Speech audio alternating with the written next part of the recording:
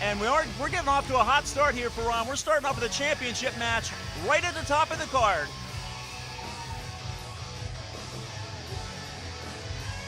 Most certainly, QT Marshall, one of few in the MFPW to have won that title on 3 different occasions, and Macklin looking to join that list with a victory here today.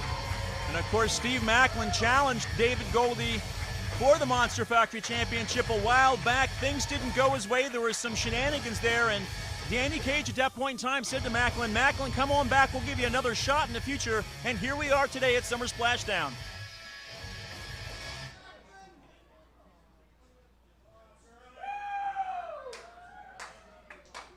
Two individuals certainly very well traveled.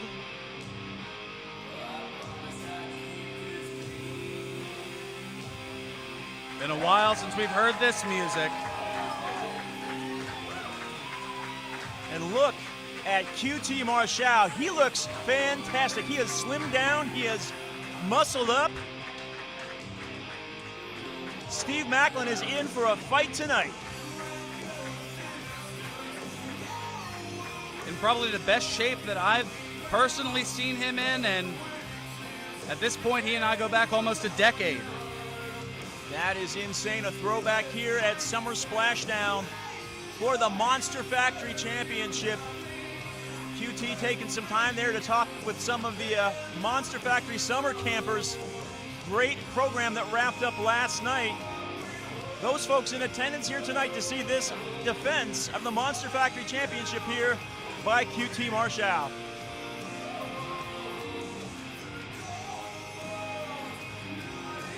I'm going to put you on the spot for Ron. Have these two faced off before in a Monster Factory ring or elsewhere, to your knowledge? Oh, they definitely have. You have to go back roughly 11 years. Wow. Our opening contest, scheduled for one fall, it is for the Monster Factory Championship with a 1-hour time limit. Introducing the challenger, fighting out of Rutherford, New Jersey, weighing 230 pounds, Steve Macklin.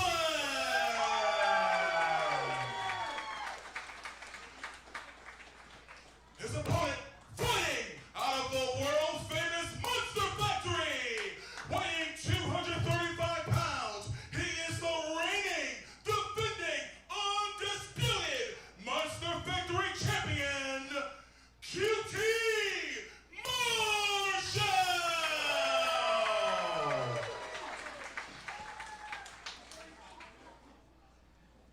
Of course, the match of this magnitude, senior referee Ben Barnett in the ring for this important clash here at Summer Splashdown. Be interesting to see, Ferran, who the crowd decides to get behind in this one. Both these men, fairly popular.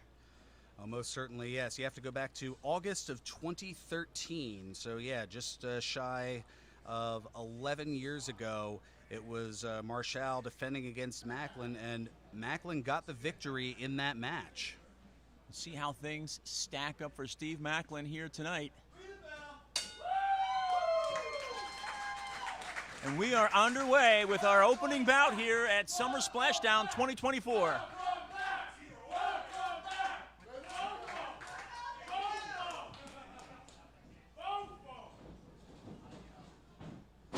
Lock up now in the middle of the ring. Macklin forcing Marshall back into that corner. Strength-wise, it's going to be an interesting matchup here. I think that these two are probably, at least at this point, with the muscle that QT has put on, more evenly matched than they may have been in the past. I think that is a very fair assessment. It's anybody's guess who can take this one, as there is a lot of experience between these two, a lot of respect between these two. Macklin sending Marshall down to the mat with that shoulder there. Kind of a feeling out process here right now, just as these two get to reacclimated with each other after 11 years. But certainly different individuals when they were back in that point. You could argue that Marshall has almost found the fountain of youth in recent times. Also, too, you take a look at these two steeped in Monster Factory lore and history, and that's what the Monster Factory is all about. It's about creating stars of the future, but that doesn't mean that the stars from the past don't come back from time to time and show up here, and that's what we have tonight in this championship match.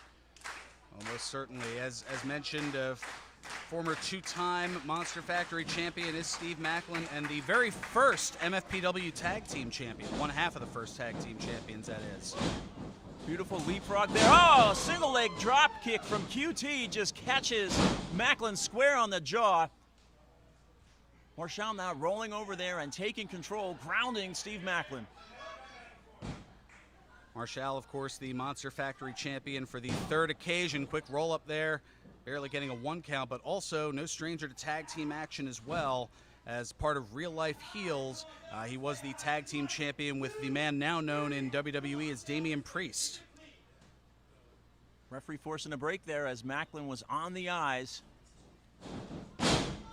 Macklin now with that headlock. Back and forth, both of these men, skilled mat wrestlers. Marshall now locks in with those legs, just wrenching there on the neck of Steve Macklin. Yep, just adding that extra bit of pressure, was trying to get that toe around the heel to lock in. Wasn't quite able to cinch it in, but you could see trying to escape, briefly doing so, and now both back on their feet, pace quickening here. Leapfrog by Macklin. Back and forth so quick, and there you see Macklin with that elbow. Just how fast he can adapt in the ring there. Going now for that cover. 1, 2. Not even a 2 count, about a 1.9. Early in this matchup, but trying to catch the champion off guard. Now Macklin just hammering away on Marshall in the corner there. I mean, you figure there has to be a good amount of adaptability on the part of Steve Macklin. Of course, having previously served in the United States Marine Corps. Oof. Including serving 2 tours of duty in Afghanistan, so he has seen some things and some situations and certainly knows how to adapt. Oh, sends Marshall over, but the champ holds on. Macklin doesn't Skins realize. the cat. Yep. Ducks under. And now Macklin sent to the floor. Champion looking to establish dominance. Beautiful over the top, takes Macklin down. Slingshot plancha, and now high-fiving some of the fans at ringside. Better be careful there, Steve. I think there was all the seats are reserved there in the front row.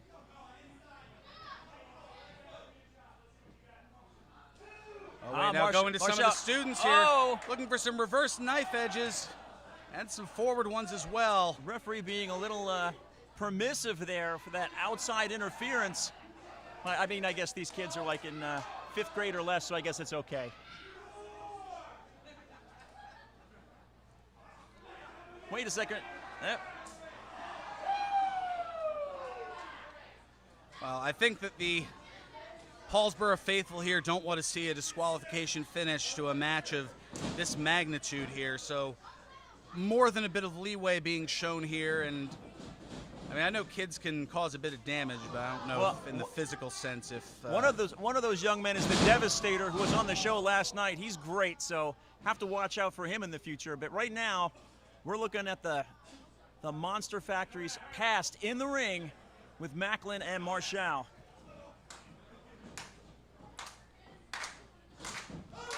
Oh! Going down for that cover. 1, 2. Onto the knee, and not enough for the 3. This is where you see, though, the experience of Macklin. Both of these two obviously experienced, but no pause there. Just flawless, seamless offense from Steve Macklin. Doesn't get the pin and goes right onto that right arm. Oof. A lot of experience from both of these individuals, and up and over the rope to the outside. That's a testament to the strength and power of Steve Macklin, the speed that he sent Marshall into that ring. The impact just sent Marshall up and over into the floor. A lot of torque there, and now Macklin sliding to the outside. A little bit of a hobble, almost favoring that right knee just a smidge. Referee counting it. Oh! Drops the champ on that ring apron. Smattering of boos for Macklin, it sounds like. Well, with the nostalgia factor, you almost have to wonder if there's a bit of hesitance and uncertainty from the crowd here. I mean, there is a great deal of respect for both individuals. Right now we see Steve Macklin starting to go to work on the back, the lower back of QT Marshall.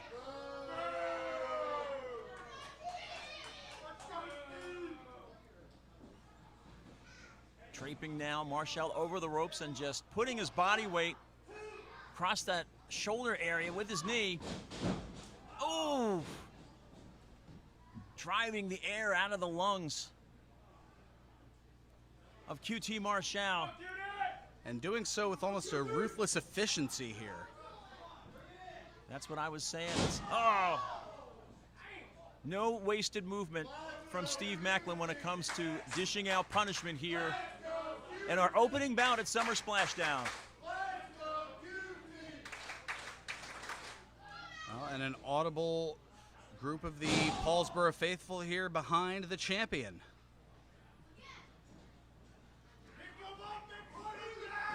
Oh, backbreaker there once again. Macklin focusing on that back, going for the cover. Lateral press only gets 2, not hooking the leg. But again, no wasted motion, just cinching right into a chin lock.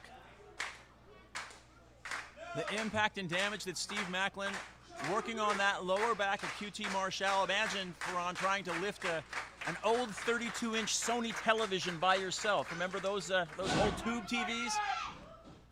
Remember those? Up until about a couple of years ago, I had one. You can pull your back out real quick, and you know that pain. That's what Macklin's trying to inflict upon Marshall. But Marshall fighting back now. Goes well with those old video game systems, you see. All about the retro, and right now, look at this. Clotheslines taking down Steve Macklin. Handspring, Beautiful. and Saguri! Macklin is rocked now, and down he goes. Oh, now looking for the diamond cutter. Bestowed upon him by DDP, Diamond Dallas Page. Macklin blocks it, though. Misses. Looking for the super kick. Looks like got a Claymore instead. Now quickly scaling to the middle rope, the most dangerous rope. Catches him with that headbutt, goes for the cover. 1, 2. Ooh. No. That was 2 and 15/16. Very close. So close, and look at this Macklin right back up to his feet, pops up.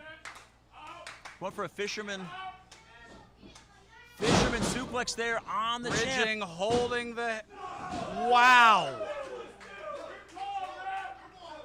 2 and 31/30 seconds. Just gonna make the margins smaller and smaller as we go along here. Closer and closer. I'll tell you what, Steve Macklin doing everything he can to put away the champ, but the champ's persistence is paying off here. He is managing to stay in this match despite the damage that Macklin's doing to him. Placed now up on that top turnbuckle. Precarious position to say the least, and a reverse knife edge. Chopping away. And another. And see the sweat coming off of both of these men. The action is hot, and so is the weather. Going for a superplex off that second rope. I told you, it's the most dangerous rope. Marshall fighting back, though. Oh! Sends Macklin down. Marshall now has an opening and opportunity. Perched up on that top rope. The challenger prone. In the center of the ring, Marshall comes off. Beautiful elbow.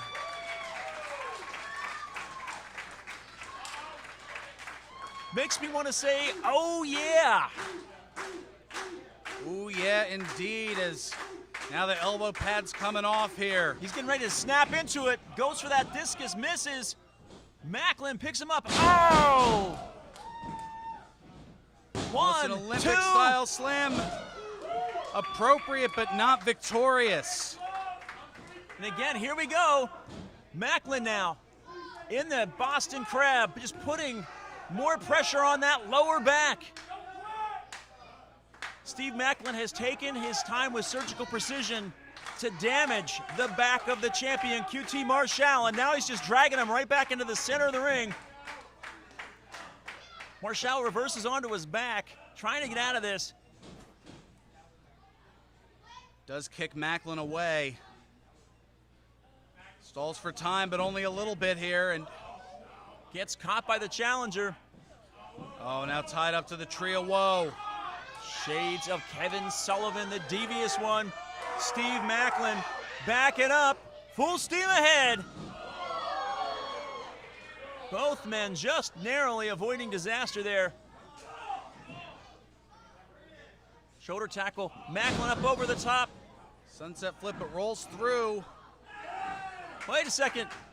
Marshall now trying to turn him over into that crab. Little payback here on Macklin, but wait, near side cradle the small other way. package. And, oh.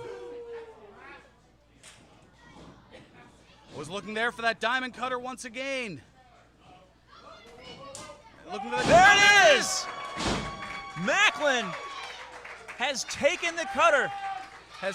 Now felt the bang. Marshall needs to roll over there and try to get this cover slowly but surely. 1, 2, oh. Left shoulder up at, let me guess, 2 63/64. That's a very accurate description there, Ferran. Down to the millimeter, if you will. But what we see there is that QT Marshall, that injury that he's had, a little bit spent. I don't want to say he's running out of gas, but certainly the dial is heading towards empty. Took him a few seconds extra to get over there to make that cover, and that made all of the difference.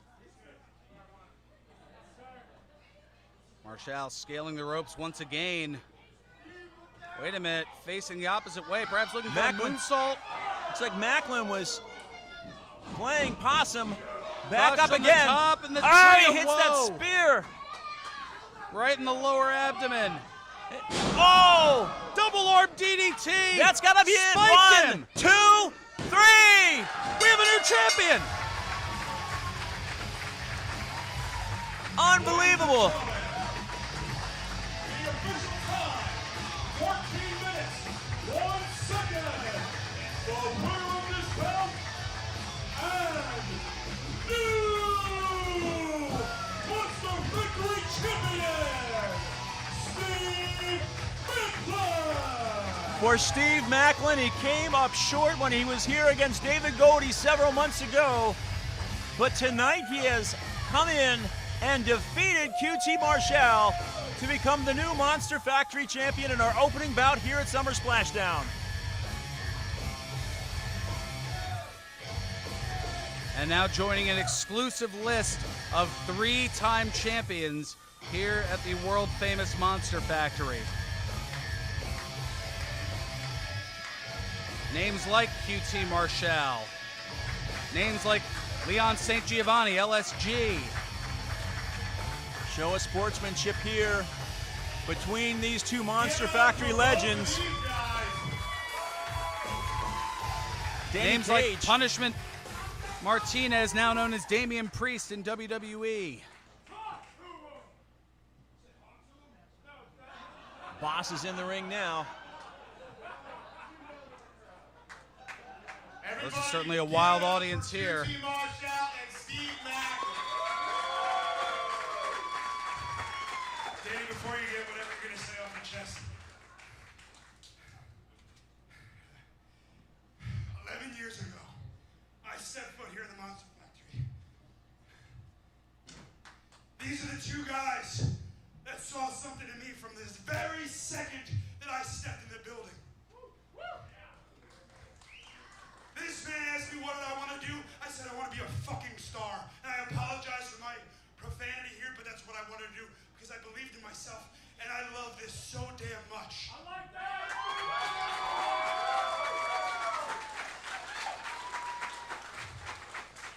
And then there's this guy. Yes, sir. QT Marshall. soon as I stepped out of the ring, he looked at me and he said, "Kid, you're gonna get signed. Just stick with Danny, listen to me." And the first few matches that I had here in this building, just like this, was with him, and he made me better each and every time that I stepped foot in this ring, just like he did tonight.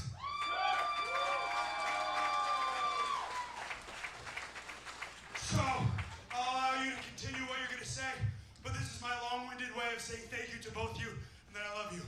Thank you! He had to throw the "I love you" one just to make me cry, so now I gotta give up. So here's my gift to you guys. What this man is gonna do is he is very busy. QT, go to the back, brother. Catch that flight. Love you so much.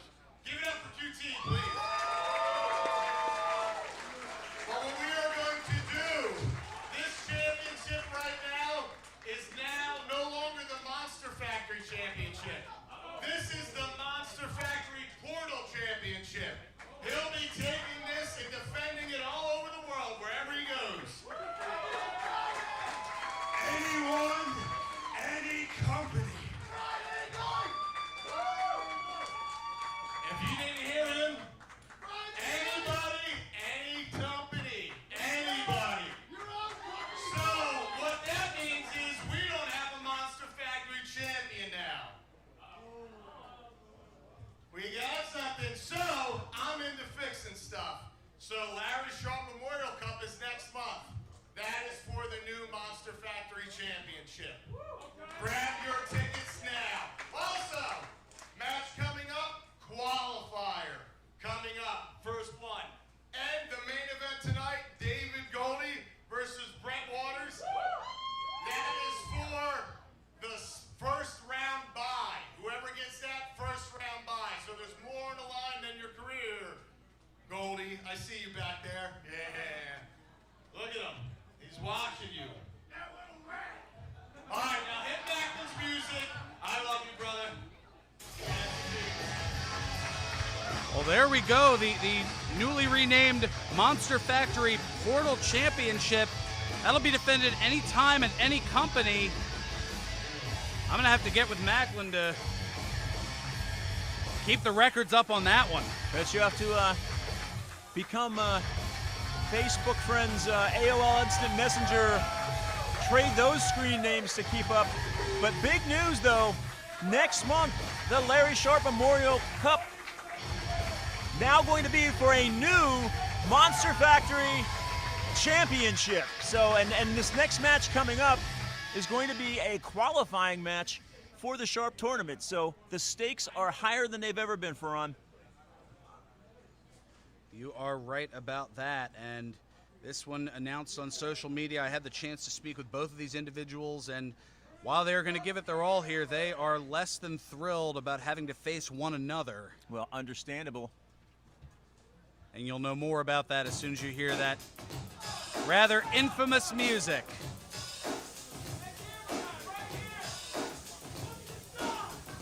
Everybody's favorite.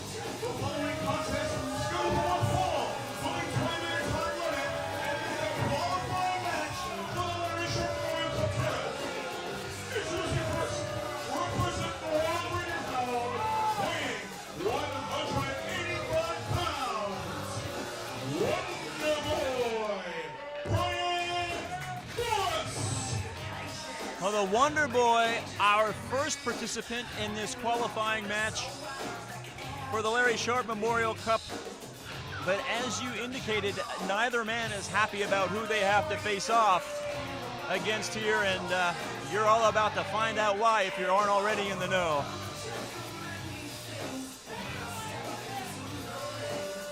I'm not exactly the most social person on social media, so I'm shocked that I found out.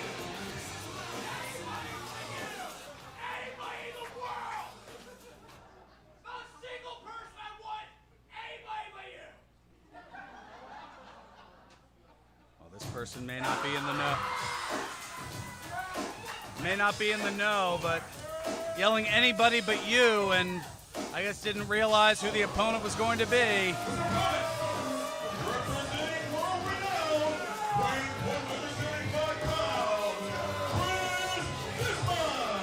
So I have to say, whoever made this match, brilliant, right? Because we've known for months there's always that simmering tension under the surface with World Renowned. Do they really like each other? Do they really like working together? And yet they always manage to do so well. They always manage to rise to the top. But why not throw these two in the ring against each other, make them compete, and, you know, stir the pot as it was. I was going to say, speaking as a... Oh, goodness. Now the shirt being thrown in the direction of Derek T. Lewis, our ring announcer here, and thankfully avoiding me. But if it's simmering tension, not to speak for World Renown, but why the hell are you bringing it to a boil? I mean, why not? It's sometimes people just love chaos, Ferran. And there's nothing more chaotic than having two of the most unpopular people here at the Monster Factory, the Wonder Boy Brian Morris, Chris Desmond, facing off against each other.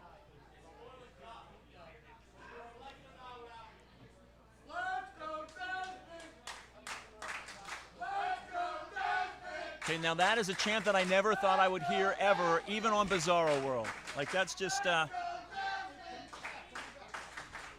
although, you know, with Desmond,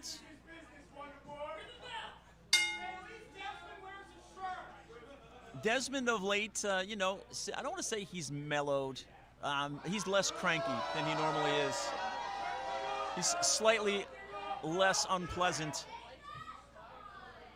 But facing off here against the Wonder Boy, so good in that ring, so many ways to hurt you and put you away. And of course, we cannot discount Chris Desmond's aerial abilities, his speed, what he can do with those feet of his. One of the best strikers that I've seen here in the history of the MFPW, pound for pound. So a bit of negotiation going on here is trying to figure it out here. Well, Morris trying to talk Desmond into laying down, kind of keeping their bodies both fresh. I don't think either of them have the ego to do that for the other. We've seen situations, Ferran, where we've had multiple members of World Renowned and competing in the triple threat match, and they can't let the other one succeed. Not if it's going to overshadow what they want to do. Well, now laying here on the ground, I guess, looking to oblige and let discretion be the better part of valor here. And one, now hooks two. the leg, and Desmond kicks out. Who could have seen that coming? maybe thinking a little bit better of it. Going out for his own crucifix roll cover. up here too. And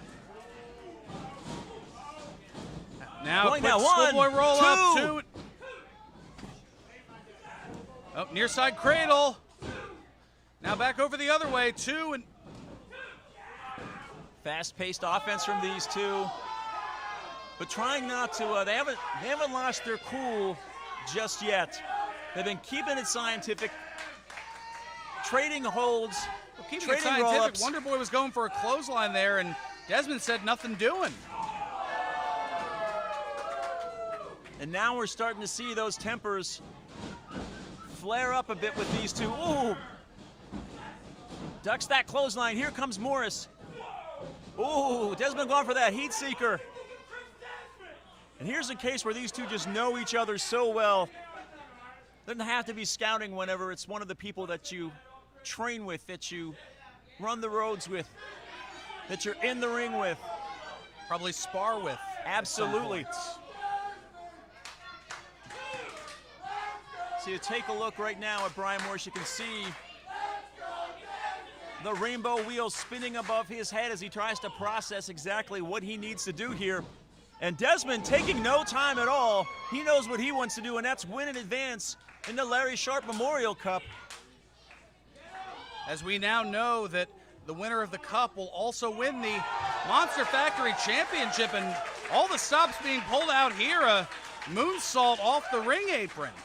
Impressive aerial attack from Chris Desmond, tossing the Wonder Boy back into the ring now. You're right on the money there, Ferran. The high stakes of this match, this new wrinkle that was just added by Danny Cage. Oh, beautiful. A height on that drop kick catches Desmond. One, Did it knock the wind out of him here? No, 2 count. And you can see signs of frustration already starting to build on the Wonder Boy. Morris, I have to say, well, both of them, but Morris especially, showing a considerable amount of restraint. Were this anybody else, we know how relentless Brian Morris can be in that ring. We know how devious and how methodical Chris Desmond can be in that ring. But there's also a little bit of delusion with Wonder Boy, who's probably thinking, you know what? I tried to do this the easy way and you didn't go along with it, so now maybe a bit more unrelenting even toward his comrade than one would expect. Well, I'll tell you what, whoever wins this match, if there's a world-renowned Christmas in July party, someone's getting coal in their stocking. I'll just say that. This crowd is getting behind Chris Desmond. It stupefies me a bit. Maybe the heat's getting to them.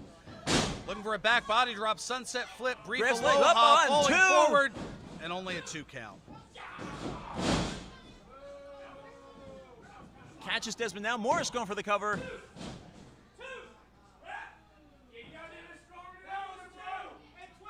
These two pretty evenly matched so far, Ferran. I have to say, no one of these men has the advantage so far. I mean, why would they? They've been such a cohesive unit for so long. They know each other so well. I mean, it's if there is a weakness among either individual, only they know about it. And even then, they may not have divulged it. Kicks now, and now we see the vicious side of Wonder Boy Brian Morris coming out.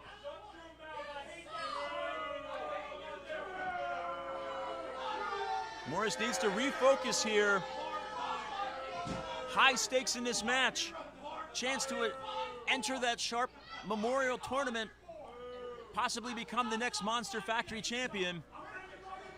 You mentioned Focus. Speaking of which, the other member of World Renown, the Focus, Nick Petit, challenging for the Arena Championship later this afternoon. Oh! And what a kick!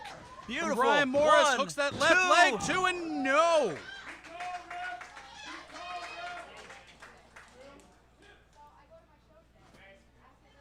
That Arena Championship match with Nick Petit and Christian Darling coming up a little bit later, but right now we have an opening round match for the Larry Sharp Memorial Cup coming up next month. Tickets are available now as Wonder Boy Brian Morris faces off against his world-renowned stablemate Chris Desmond, tossing him now to the outside and following him down to the floor.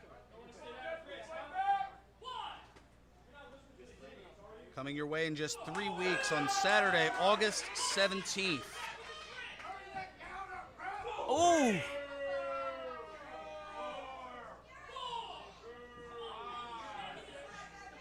Now look at now that is telling right there, Ferran.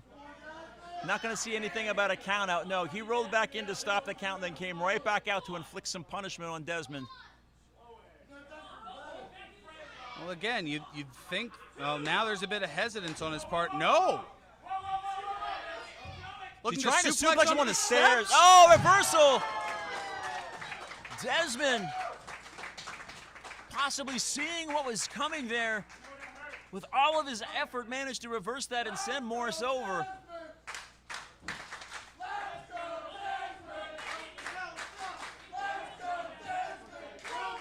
Well, there's a possibility I hadn't thought of.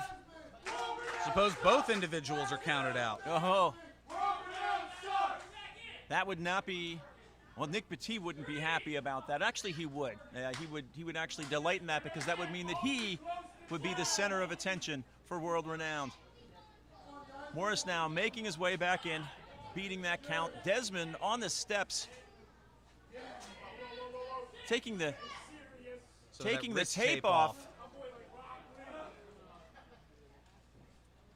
What does he have in mind here?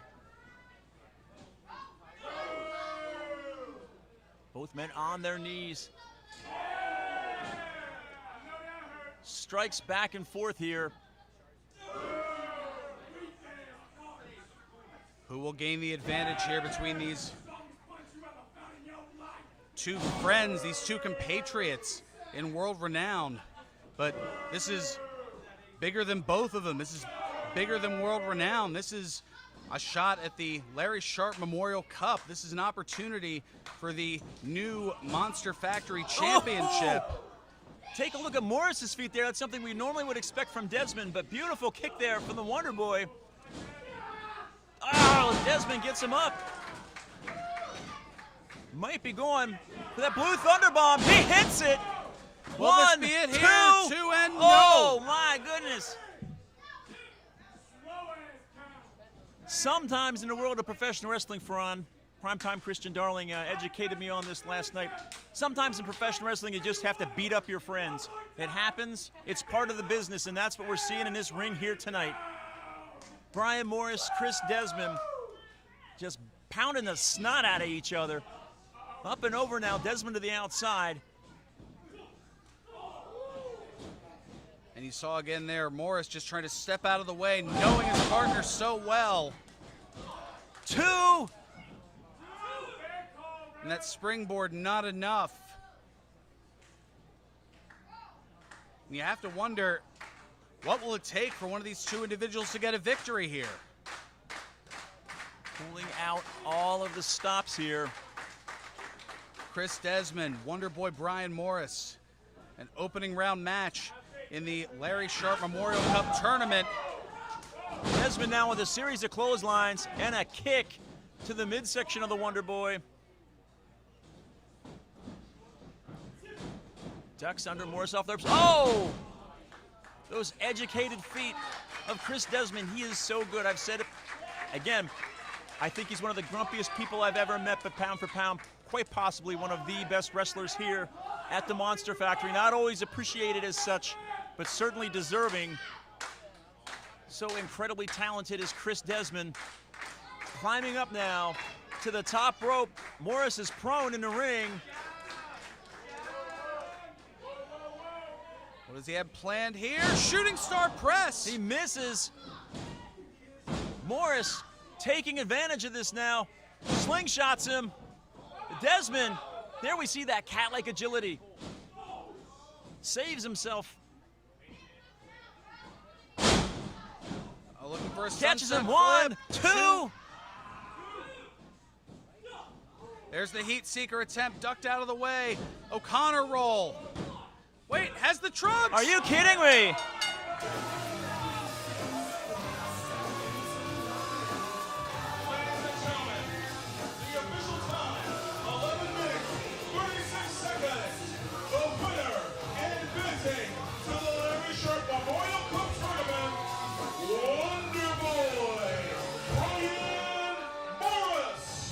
Well, if ever there was a world-renowned way to win a match, even against another member of World Renown, it's a handful of tights. And Wonder Boy Brian Morris got the upper hand there on Chris Desmond. Hard fought. That match could have gone either way, but it was that willingness to bend those rules, to cheat even against a friend and stablemate that made the difference for the Wonder Boy tonight. Desmond, a lot of respect and, much to the surprise of almost everyone, adulation. As you see here, the applause as Desmond makes his way to the back.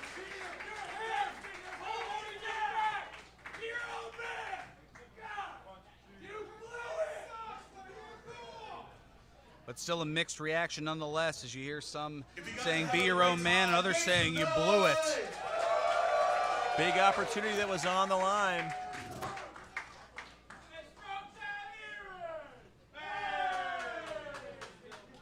Well, now another large opportunity coming for another member of World Renowned.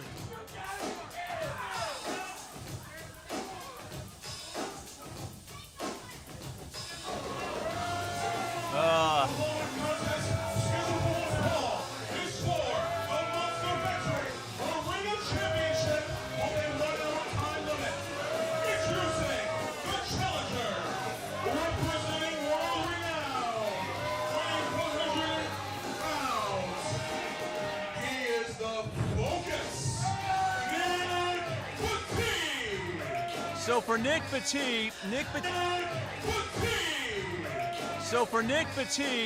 Petit got a victory over former arena champion Travis Jacobs a few months back by countout. There's some mysterious circumstances there that led to that. In the meantime, 2 nights ago at TRL, primetime Christian Darling finally, on his 3rd attempt, beat Travis Jacobs to become the new arena champion, and now must defend just 48 hours later against the Focus Nick Petit.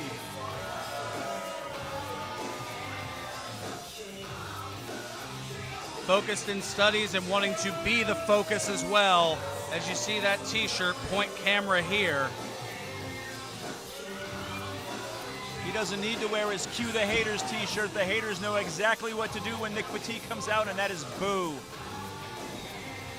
In fairness, the crowd was warmed up by the other 2 members of World Renown just moments ago. That's a very valid point. But here we go. It's that brand new arena champion I was talking about. What time is it, Faran? I believe it's prime time. It is prime time.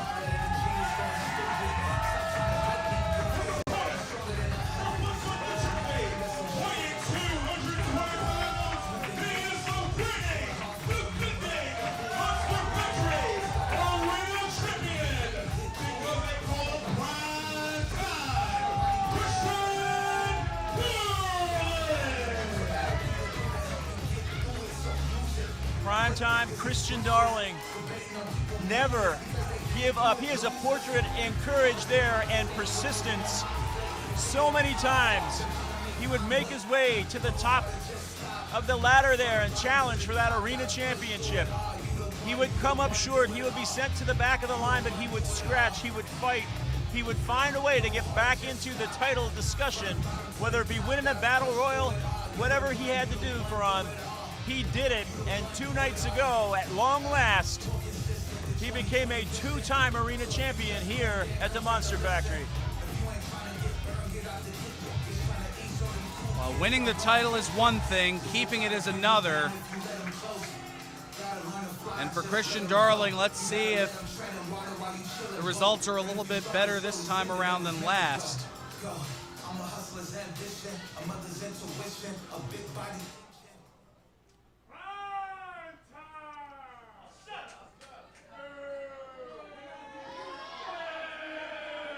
Petit taking his sweet time, making his way into the ring now. Of course, Nick Petit, former Monster Factory, one half of the Monster Factory World Tag Team Champions.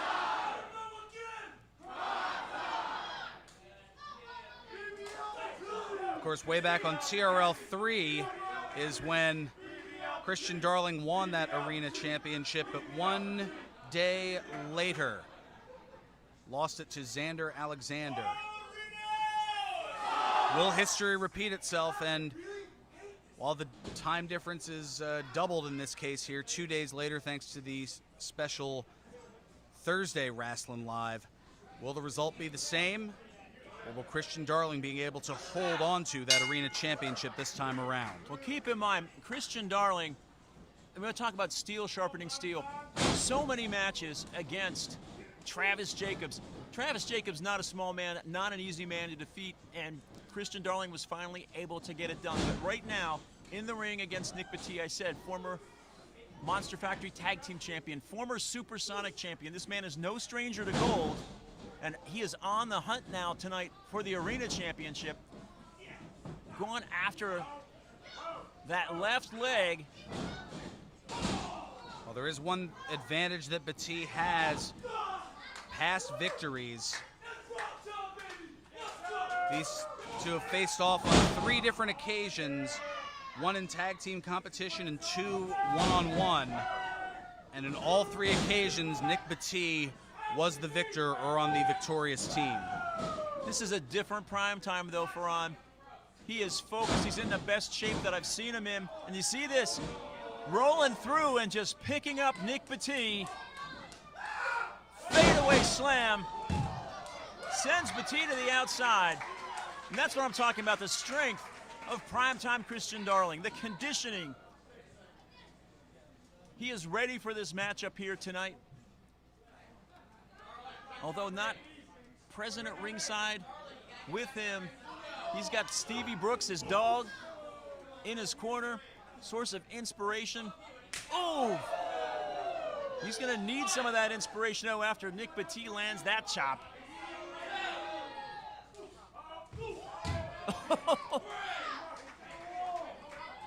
One punch just takes Petit right to the floor.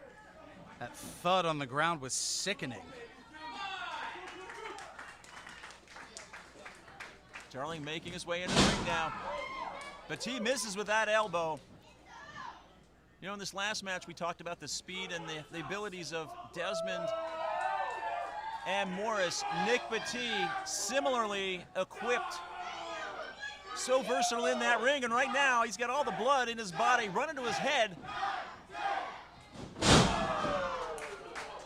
Darling just tossing him down to the ring like he was nothing.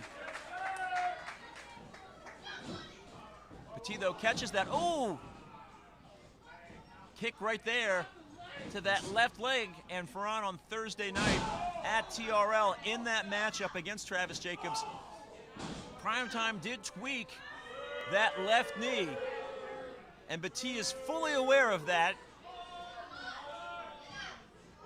Yes, you can see the tape around the middle of the left leg of Christian Darling, and that nothing more than a target, a bullseye for the focus, Nick Petit. Well, you know, even if he didn't have a tape, that's Nick Petit is smart. He studies. He would know to exploit that. The fact that it's part of his game plan should surprise nobody. Well, in no way am I trying to insult the intelligence of Nick Petit. See, now you're trying to do some of that pot stirring that you do with World Renown with me now. I don't stir the pot. I just try to report the facts, and the facts right here are that Nick Petit is taking advantage of an injury that Christian Darling sustained. It makes sense to do.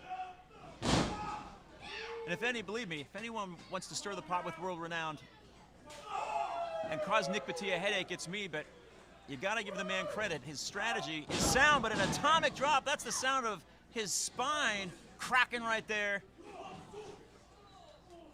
But again, just a chop block there on that left knee sends Christian Darling crumpling down in a heap. Short-lived offense there from Darling as Petit now drags him away from those ropes and continues just to stomp away on that leg.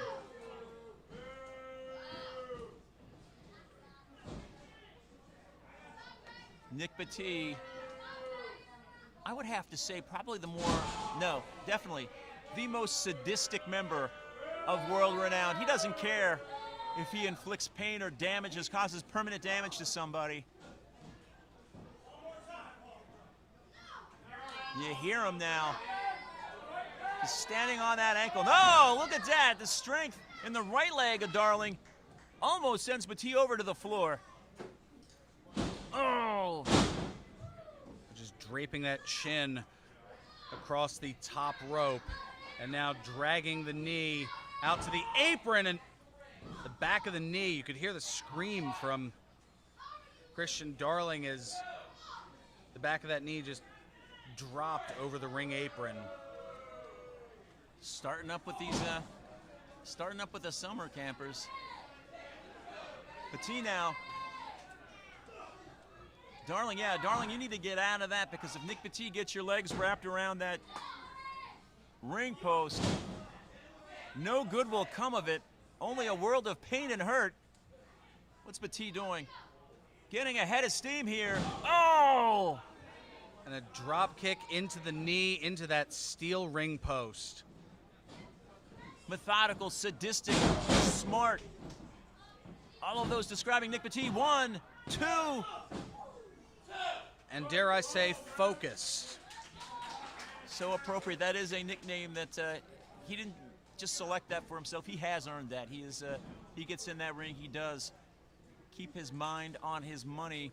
And now look at this, just grape finding these legs together here, and just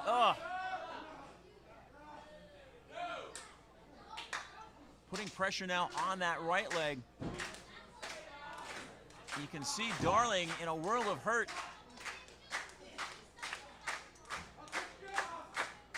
Well, the more that pushes out there, the more that also stretches those inner thighs as well. Oh, Darling fighting through the pain, trying to will himself out of this just by chopping away at Petit. Now a punch. There you go, Christian. Just driving him down into the mat. And Petit, knocked a bit silly there, ends up breaking the hold. And Darling now has a chance to try to regroup here.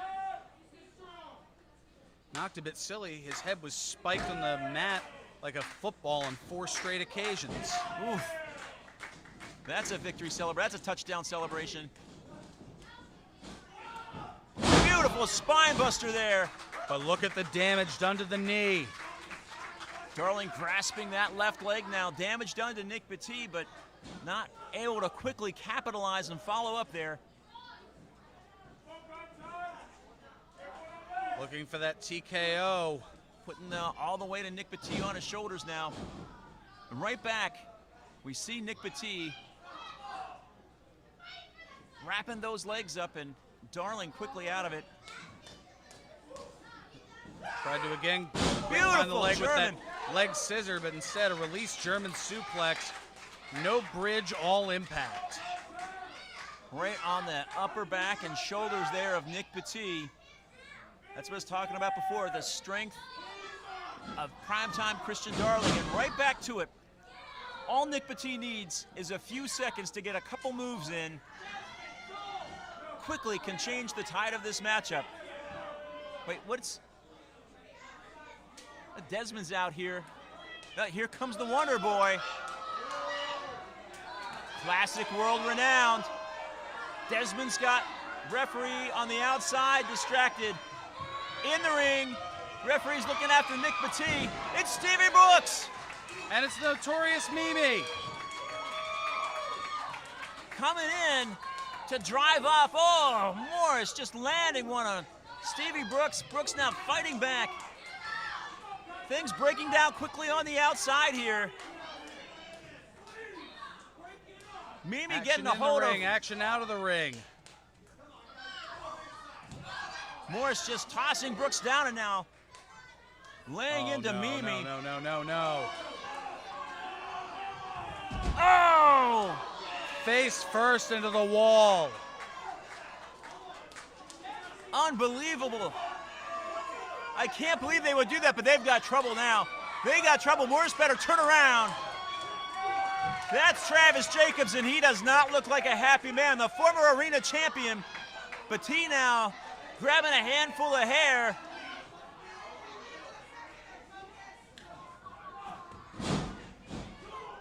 No, wait a second. You have to think that was an accident. Whoa, Petit! It wasn't inadvertent, but now axe kick. 1, Hooks the leg. 2, no, 3.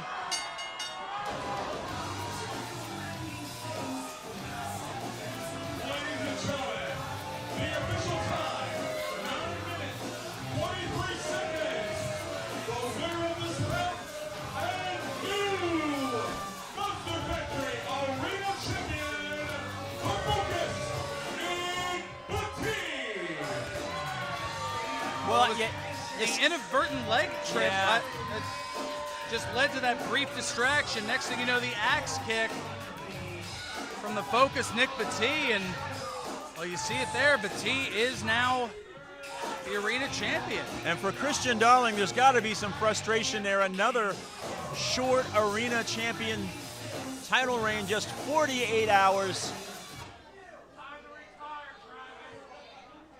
Travis, whoa, slapped away.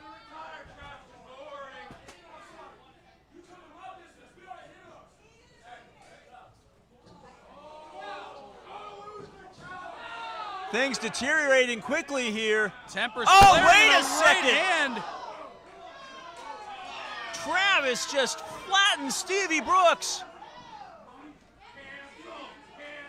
Tempers flying here. Forearms just... Mimi trying to calm everybody down here.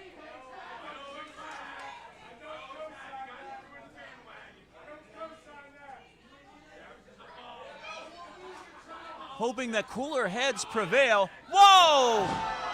And now Mimi with a right hand onto Christian Darling. And what does she have in her hand? Is that a chain? What is happening here, Ferran? The notorious Mimi just pounding away on primetime Christian Darling, and Travis Jacobs unloading on Stevie Brooks.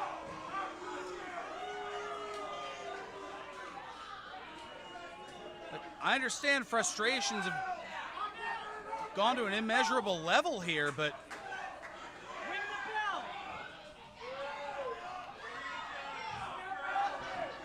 Ring the fucking bell, whoever said it.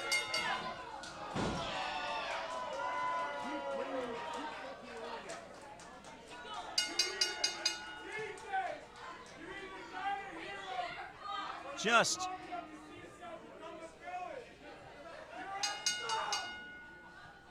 can't believe this brutal attack. And what? And look at that chain just hanging there from Mimi's hand, just walking over Brooks and Darling.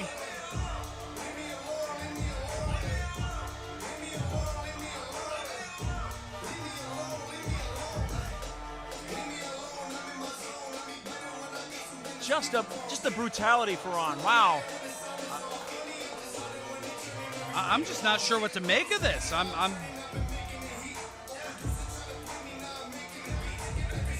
somewhat speechless here. All started, of course, with you'd think it was an inadvertent trip there on the part of Travis Jacobs that ended up costing primetime Christian Darling the arena championship, but things just fell apart quickly after that. And escalated quickly as well.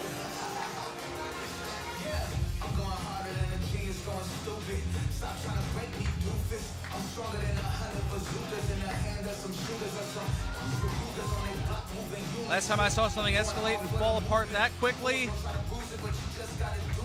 I don't even know. It's just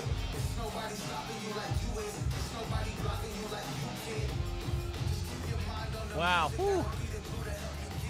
So much action to start off Summer Splashdown here. We have a new Monster Factory Portal champion in Steve Macklin. We have the announcement that the Sharp tournament next month for the Larry Sharp Memorial Cup will be for the new Monster Factory Championship. And that. And we still have an open challenge for the tag titles. We have the middleweight medallion on the line, Ty Awesome and Mark Raspa Jr. So much more still to come here, and oh goodness. The following 8-man tag team contest is scheduled for the fall, running introducing team number 1, the Cross Street Bullies, along with Silver Lobo and Isaac Taylor. So this match coming out of the events of the pre-show, the Bullies inserting themselves in a match with Children at Heart, who are taking on Lobo and Isaac Taylor. Ollie Rock came in to even the odds, and now we have an 8-man match. With highly unlikely partners, to say the least.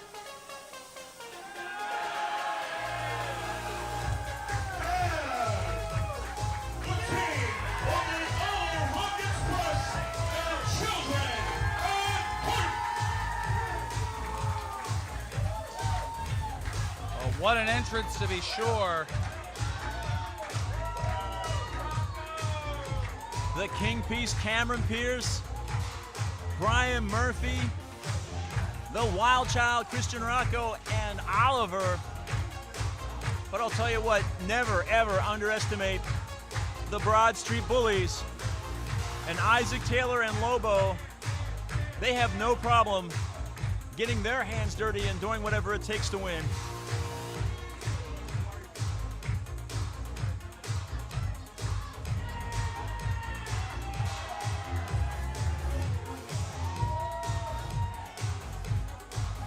sorry, Fran. I'm still processing what we just saw in the ring there with Notorious Mimi and Travis Jacobs. That's Oh, you and me both.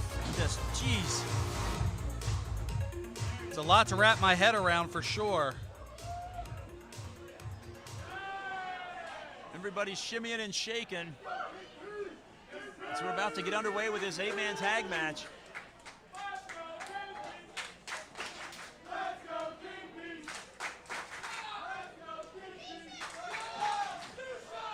A lot of support here for the Kingpiece Cameron Pierce. Kingpiece Cameron Pierce, as I like to say, he is the face of the Monster Factory Juniors program. He's a young man, but he is so talented in that ring. The striking ability, the agility, and he's just getting started, folks. Christian Rocco now. Leapfrog by Liam Black over Rocco. And Rocco returns the favor at a beautiful drop kick from the Wild Child. And a clothesline over the rope, and Rocco trying to skin the cat. There And we go. It is. Sometimes you need a little extra sharpness on the knife there.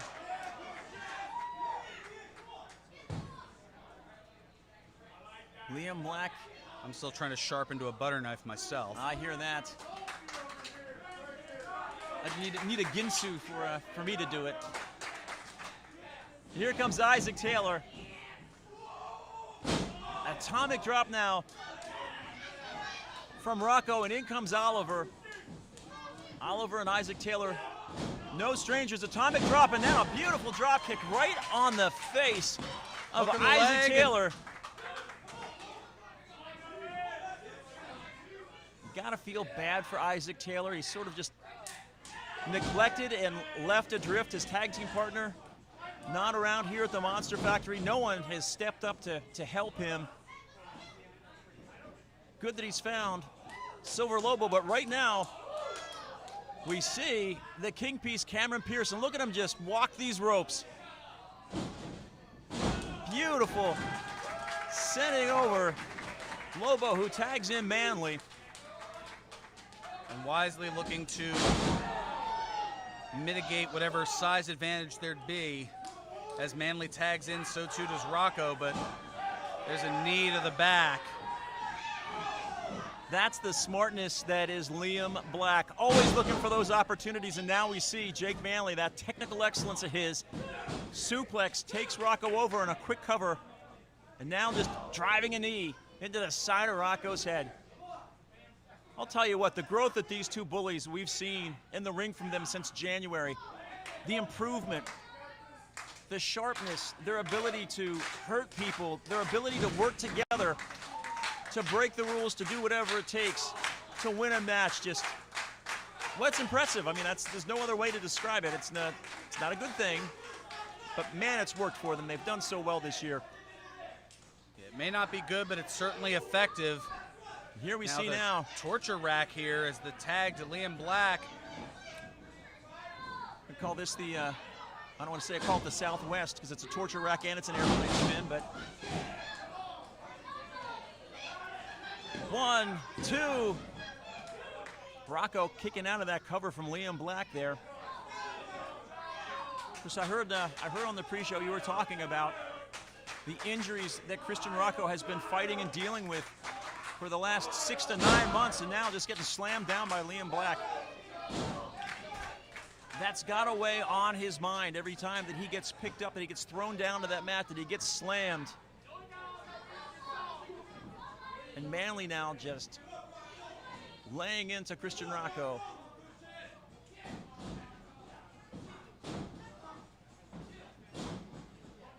Couple of wild elbows and a cross body block from the Wild Child, interrupted immediately there.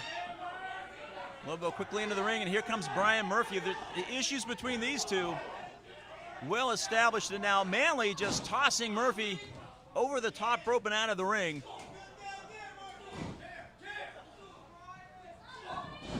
Cameron Pierce going to check on his tag team partner. As At least Manly, briefly.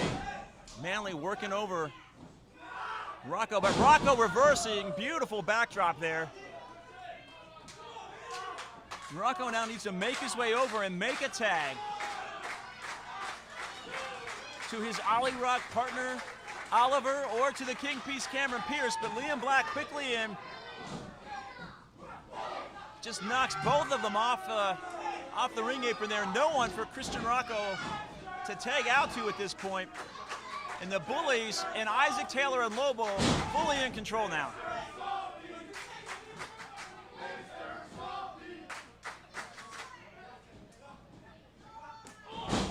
Enziguri briefly knocking Liam Black on Dream Street. Referee checking on Liam Black. Murphy slowly making his way back up, has the tag rope if Rocco can make his way over there, and he does.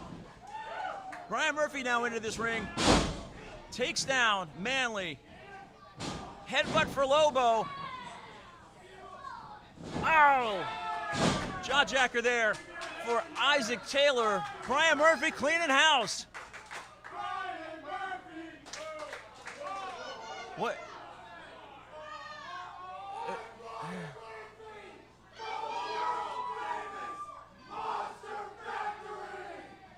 In case you didn't know who he is. Oh!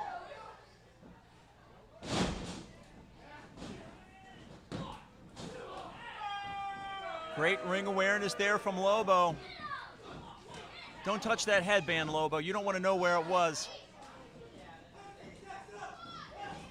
We all do, and there it goes. Lobo sent to the outside. Manley now. Gut wrench power bomb. Oliver now. Turn around, Jake. Ring of fire.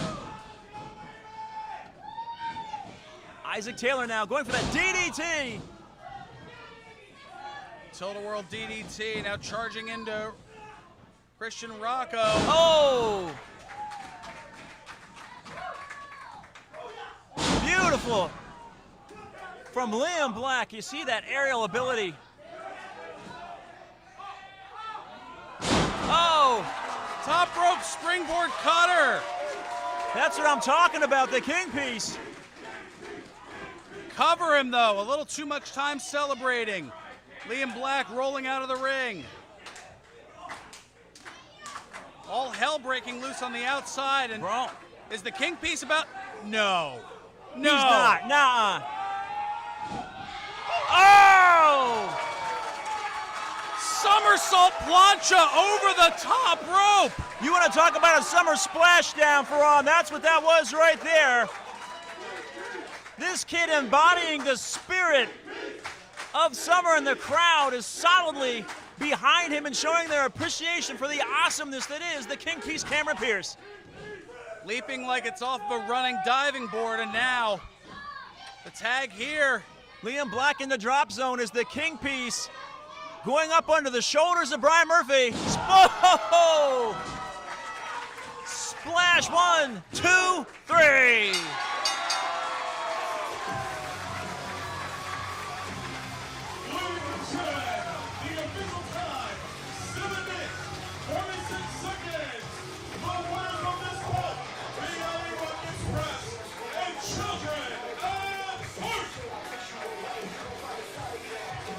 We talked in our opening contest for on about Steve Macklin and QT Marshall, two great stars from the past of the Monster Factory, but what you're seeing right there in the King Piece Cameron Pierce, that is the future of professional wrestling, and he's learning his way here at the Monster Factory. Just a stellar performance from Children at Heart and the Ollie Rock Express victorious in this 8-man match here this afternoon. Absolutely fantastic, and a great kind of way to cap off what has been the Monster Factory Summer Camp over the course of the last week and a half. Over 20 campers ages 10 to 17. 10 days here at the Monster Factory, training during the day, training with this Monster Factory superstars in the evening. culminated in a spectacular show last night. The campers teaming up here with the Monster Factory roster. It was a great experience, folks. If you've got kids who love professional wrestling, there is no place better to send them in the summer than to the Monster Factory summer camp. They will learn everything. They will learn to move inside that ring. They will learn production. They will learn promotions. Just a fantastic opportunity for kids. Those campers had a blast, I could tell. And it wouldn't surprise me if some of them sign on and stick around as part of the juniors division. That's what the King Piece did, and you can see how well it's worked for him. It is for the Monster Factory Supersonic Championship with a 1 hour time limit. And to referee the following match, please welcome our special guest referee, Guarantee Michael Z. Well, this is a wrinkle that we only recently heard about.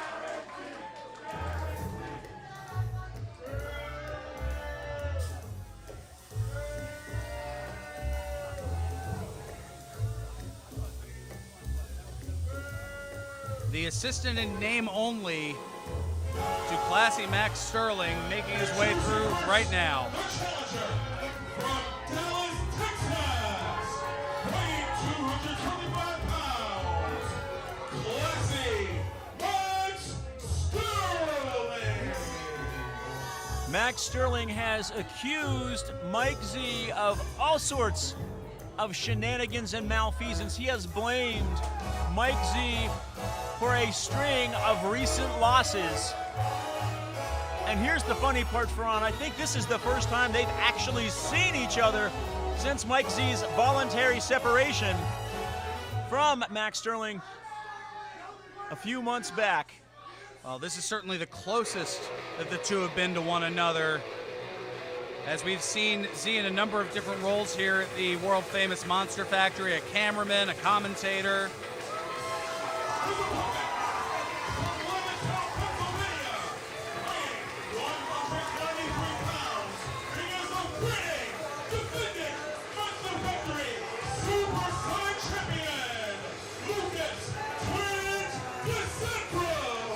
But don't let all of that overshadow this Supersonic Championship match. And in talking to Twitch earlier, that's a big thing that has been on his mind, is that all through this process, Max Sterling has focused more on Michael Z than he has the Supersonic Champion. Classy Max Sterling has been nothing but impertinent towards the champion. Well, I'll tell you what, that's something that you cannot do with Lucas Twitch DeSangro, because Twitch can put you away quickly. If you don't pay attention to what he's doing in the ring, it'll be over before you know it. So we're going to have to see how Sterling reacts here tonight with Mike Z as the special guest referee. Max has insisted that there is no way he can get a fair matchup with Mike Z as the referee. And Danny Cage has said that if Mike Z steps over the line, if Mike Z does not call it down the middle, then he will remove Mike Z from the Monster Factory and Max Sterling won't have to deal with him anymore. Well, there's the bell, and immediately charging in is Twitch. Unloading now on Classy Max Sterling in that corner. Series of rights and lefts, almost like Ralphie on Farkas the Bully in Christmas Story. Little Christmas in July type reference. Nothing wrong with Christmas in July, but hey, right now so far, so good. Mike Z calling it, counting them, getting these men out of the corner, attempting to. Applying that to both Twitch and Max. See the strikes now from Lucas Twitch DeSangro. Getting the Supersonic Championship was such a feather in his cap. It was something he aspired to, but he has not taken his sights off of the Monster Factory Championship. So you have to figure that Twitch will likely be in a qualifying matchup soon for that Larry Sharp Cup. Here. Look at this. Somersault plancha off the apron. This takes Max Sterling down, and now Twitch ripping off that arm support that he's worn for the past couple months. Trying to take some of the pressure off of that shoulder and that SI joint. Now a lateral press here, only a 2 count. Michael Z seems to be excelling in his role as referee, just as he did as a cameraman, as the switcher operator, commentator, and he also, he worked concessions. Very important there. He sold more pizza and soda for him than any other person that's worked concessions in the last 6 months. I keep track of these things. Didn't realize you were the business manager here as well, as Sterling reversing the whip. Pace quickening here, and oof, catches Twitch. Sends Twitch crashing down there. Going now for a cover. Z in position. 2.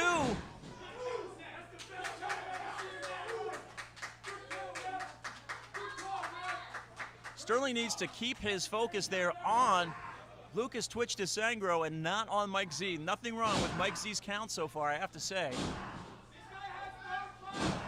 Knees now driven in to Twitch's back. Yeah, Mike Z doing everything as he should be here, and for some reason seems to be the spotlight of the match here. I mean, this is a Supersonic Championship match we have going on here, as the challenger 2. now with the lateral press and only a 2.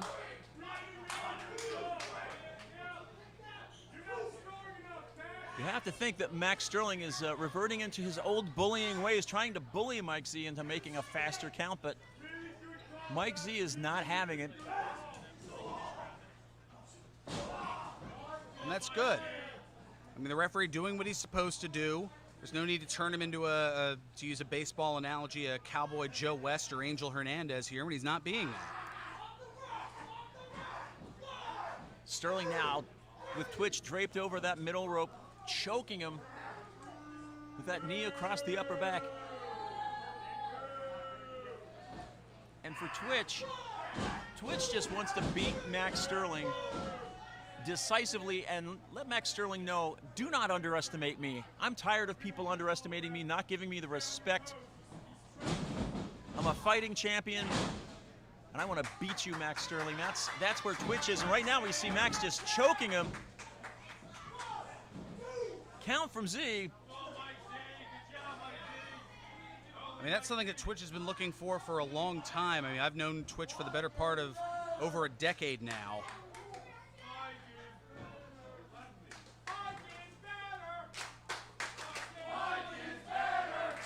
This crowd now, you know that's got to be getting into the ears and into the mind of Classy Max Sterling.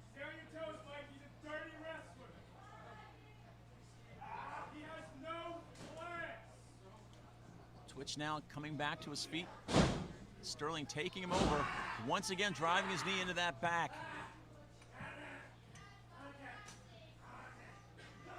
Wrenching back on the chin of Twitch. Mike Z right there, though, making sure that it doesn't turn into a choke.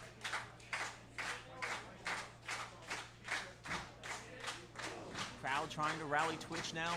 Sterling, though, quickly with a knee to Twitch's midsection. Block. There we go. Series of forearms, and then we see that spinning elbow there from Twitch. Oof! Forearm right to the face.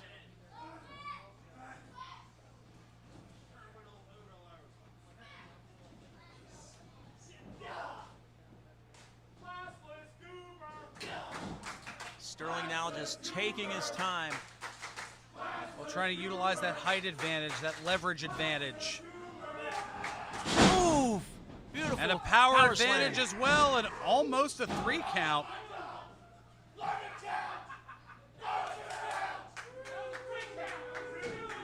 Max needs to be real careful here. He best not touch Mike Z. He will get disqualified.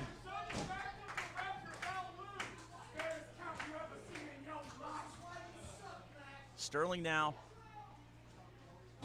taking Twitch over with a suplex, driving the champ down into the mat.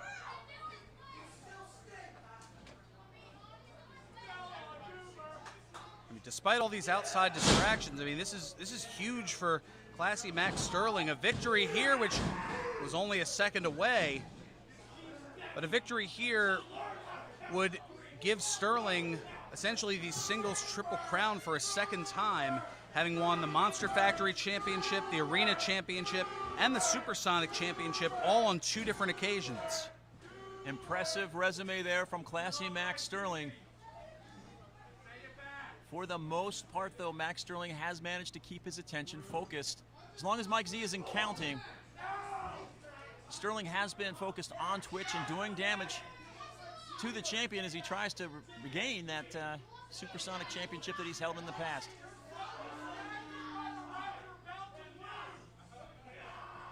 Come on now, Twitch. I know it's a big target, but... Ooh! That's certainly one way to get out of things. Three grasping Stooges onto style that offense, yes. prevalent proboscis that is on the face of one classy Max Sterling. But you know what? Smacking that nose makes your eyes water, and that'll make your eyes water.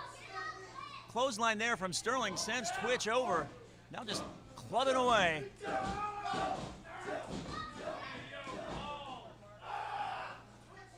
A little bit of frustration setting in for Sterling now.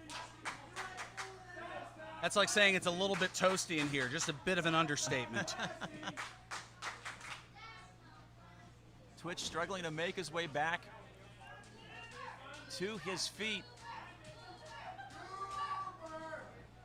For Twitch, he loves this Supersonic Championship. It means so much to him.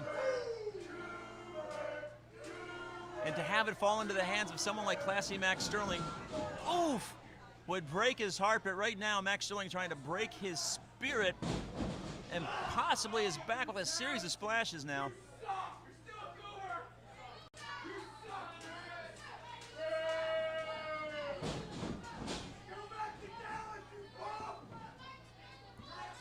Twitch trying to add on to history as well between his two reigns, approaching near 300 days of holding that Supersonic Championship. Goes for that kick. Ooh.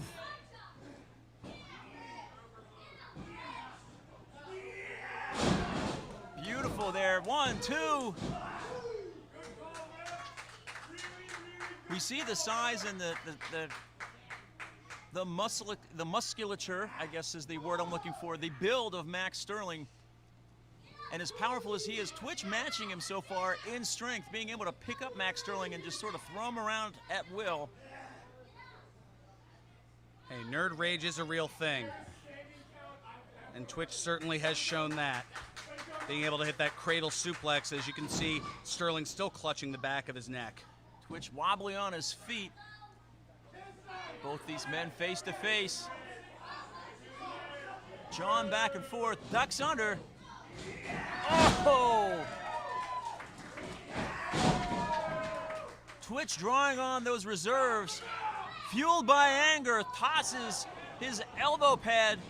Looking Sterling for the out of the way. fantastic forearm, moving out of the way though. Stepping through. Left boot right to the face. Oh!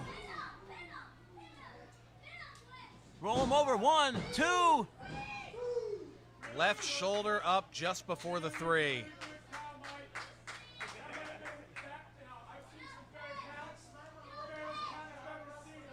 Mike Z calling it down the middle so far. Twitch now trying to fire himself up here. Drawing on those reserves. Sterling up to his feet now. Looking for the mouthful of shame, but rolling out of the way is Sterling. Perhaps looking for that first-class forearm, and he hits it. Picking up Twitch now. Throws him down.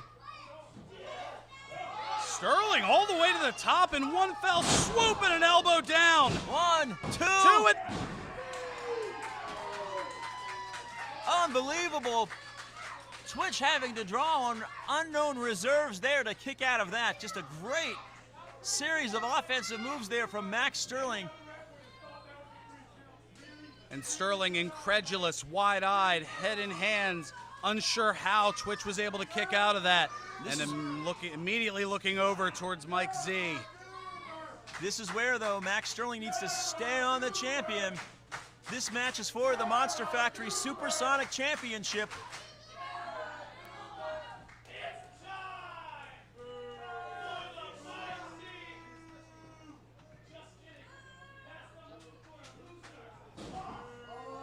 Making fun of the referee.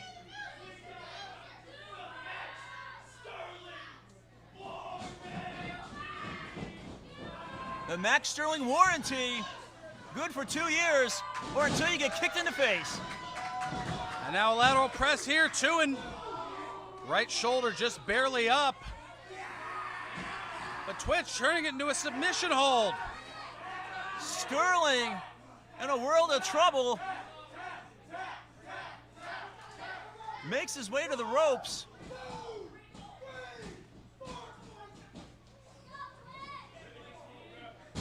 Mike Z admonishing Twitch to break once Max reaches the ropes.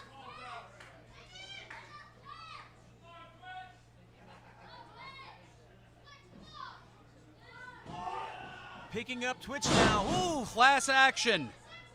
That should be it. Going now for the cover. Z in position. And Twitch kicks out.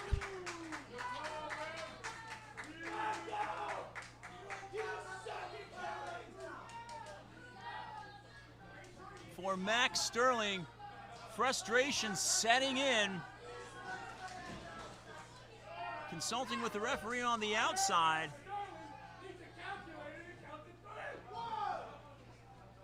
It's Max looking for, wait a second.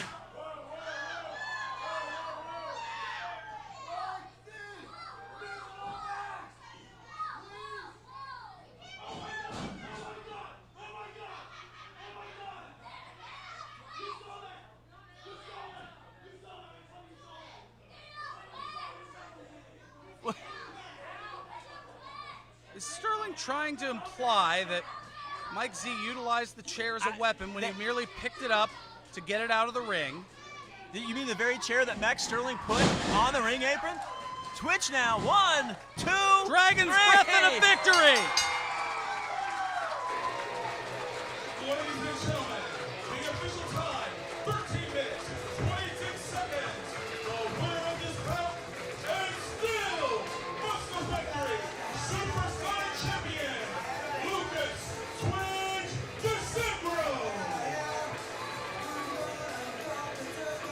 Gotta say for Michael Z, functioning as a referee, doing a great job there. And Twitch retains the Supersonic Championship with a convincing win over Classy Max Sterling. Great showing from Twitch. 289 combined days.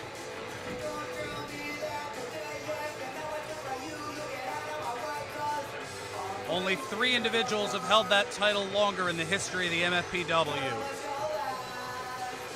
Who would they be? Travis Jacobs, Leon St. Giovanni LSG, and Ricky Reyes. I can believe that. Twitch adding his name to a list of well-known and successful Supersonic champions, retains here this afternoon. If you guys are having a great time, make some noise. And we've even talked about this, I wanna remind you the all golden in the era. hallway here, and especially in the back Wet there, Brett these are Waters, concession stands. David Make sure Goldie you visit the table, will buy either some see merch. Goldie gone for good, or we'll see the reformation of the golden era. Monster Factory merch in the hallway. Mind-boggling. 2 shirts for 30, you can't beat it. So make sure that you visit our stand in the hallway.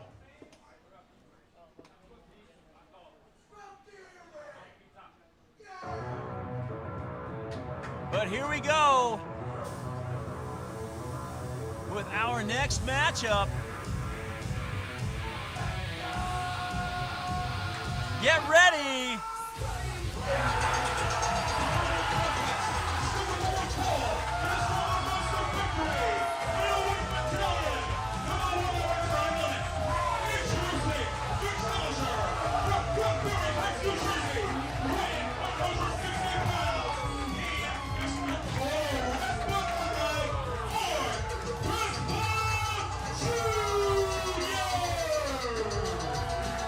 Well, you hear the ovation for the challenger, Mark Raspa Jr.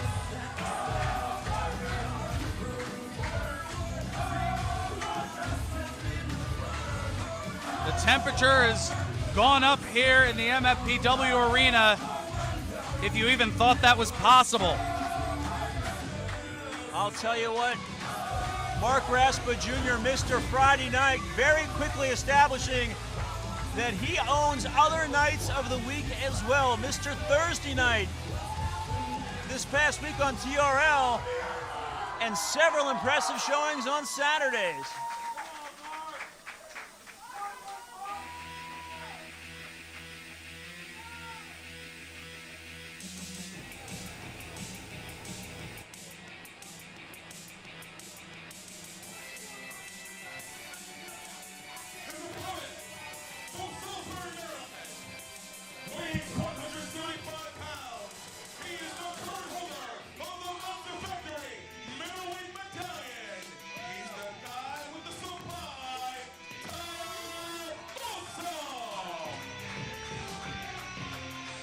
Ty Awesome, holder of the middleweight medallion.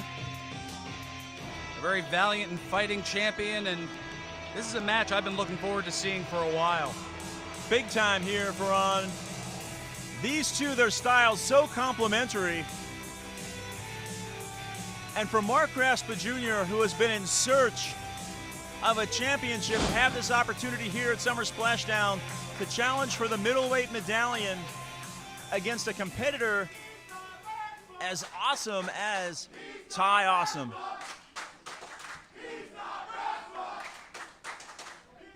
Well, there you have it. I think there's a bit of respect normally for Ty Awesome, but not against this individual.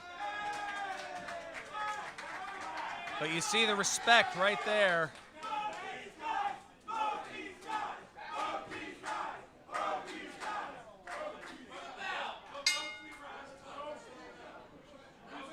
There's the bell and another handshake.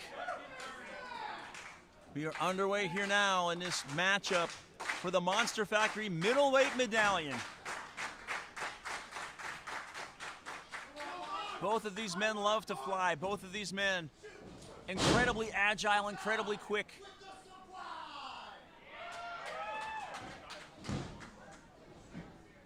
Awesome now, Raspa leapfrogs over. Arm drag takes Ty Awesome over now. And look at that drop kick. And another.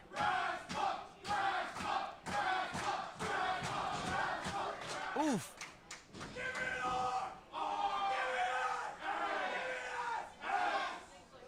Raspa off the ropes there.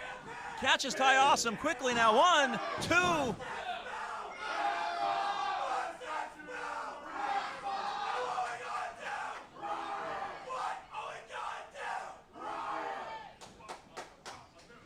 I don't know if I could handle a riot in this heat. Whoop. Sunset flip, two, and almost a quick victory there from Awesome. Now a scissors roll up here. Body scissors, no, not quite enough either. I'll tell you what, both of these two, they know each other.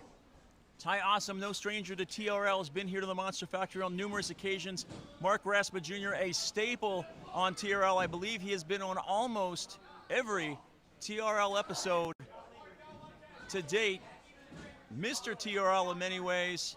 And for him now tonight, he needs to figure out a game plan. Oh, beautiful cross body there.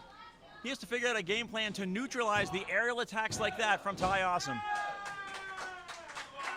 Easier said than done. Ty Awesome has been a champion multiple times in various promotions. The middleweight medallion, his first here at the Monster Factory, blocks Raspa's blows, but Raspa connects with that one. Looking to build on the momentum from the 2023 Rookie of the Year is Mark Raspa. Raspa catching Awesome on the outside there, over the top ropes now. Of course, needs to get him back inside the ring. Cannot win that middleweight medallion on the outside. Champion's advantage here for Ty Awesome.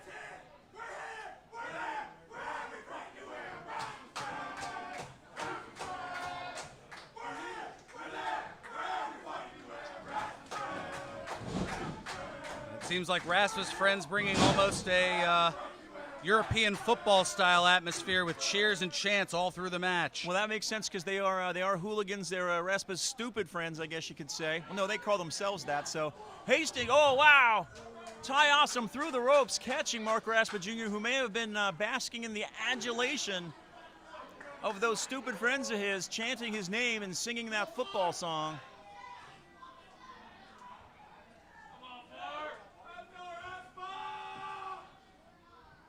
Awesome now sending Raspa back into the ring. Going for that cover. 1, 2. Only a 2 count, though. Here's the thing, Ferran. Raspa loses this match, there could very well be a riot. Raspa wins this match, I think there might definitely be a riot. So I think either way, get ready to jump under the table. My goodness. Shooting star press from the wow. I'm telling you, the agility is just off the charts with these two. And that's what Ty Awesome can do. No stranger to flying off those ropes, any rope, anytime, any place.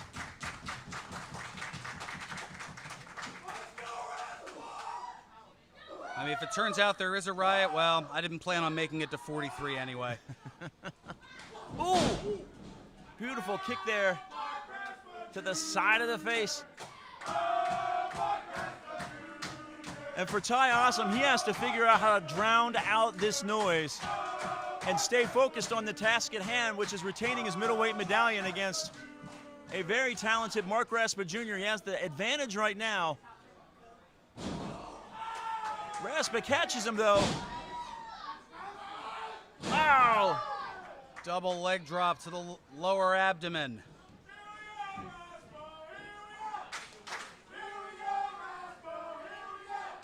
Awesome now trying to make his way back to his feet. Raspa comes in and catches him with a clothesline there and an elbow. Oh, look at the height here. DDT. Takes him down now, going for that cover. 1, 2.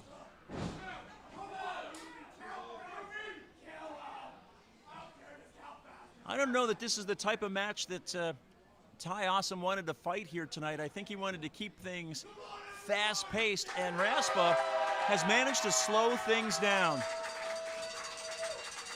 Slow and deliberate pace, which is not normal, not customary for Mark Raspa Jr., but it's very effective here so far in this match this afternoon. Oh, now looking for that GTS that he calls Go Birds.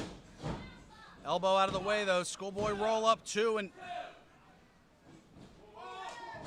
Ooh! Didn't hit with the first enziguri, but certainly got the second one.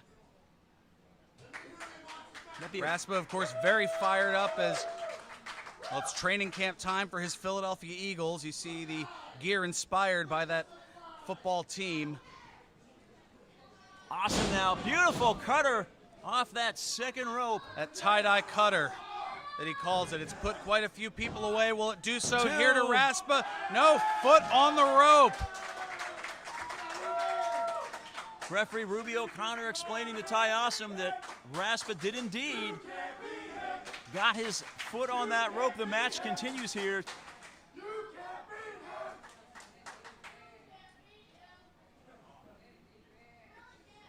Awesome now going in there. European uppercut. Gets Raspa out of the corner there. And Raspa now in that, okay. This is what Ty Awesome does best. Raspa trying to get himself up. And he does, maybe a little bit of a playing possum there.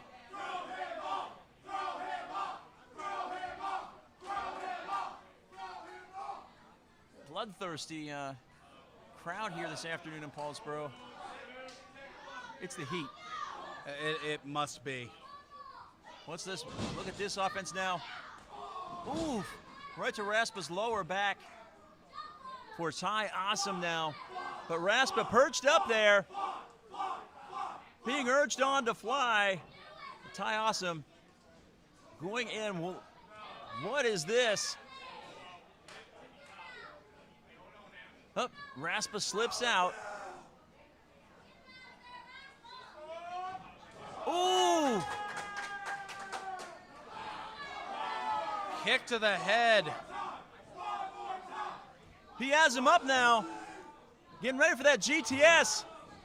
He hit it. Go Birds, and down in a heap goes Ty Awesome. Hooks the leg. 2. He got him. New middleweight medallion holder.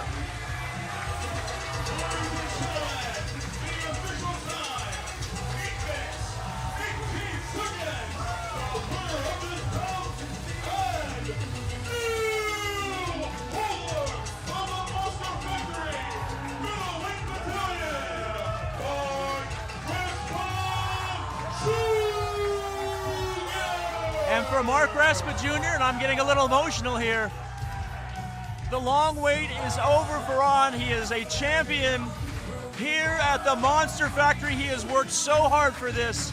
He has put his heart and soul into this building and into these people. Just a tremendous accomplishment here for Mark Raspa Jr. Congratulations, Mark.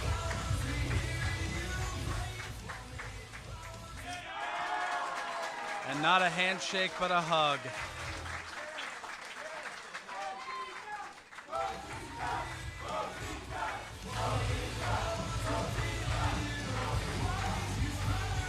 Just a tremendous effort from Mark Raspa Jr. against outstanding competition.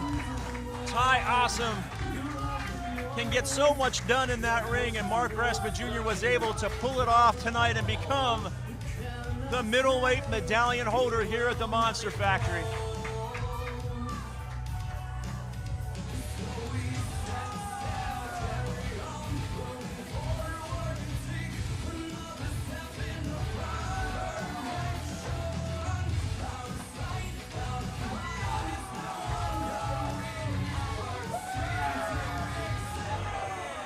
Raspa and his stupid friends are gonna party tonight. Christmas in July indeed for Mark Raspa Jr., your new Monster Factory middleweight medallion holder. The 14th in the history of the MFPW.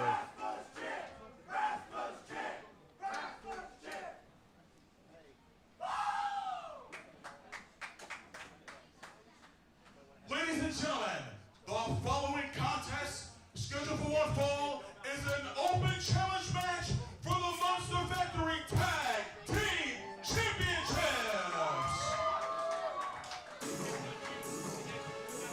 Well, this should be something else. These two, perhaps the most dominant Monster Factory Tag Team Champions that we've seen in quite some time. Snatching bodies, leaving corpses everywhere they go.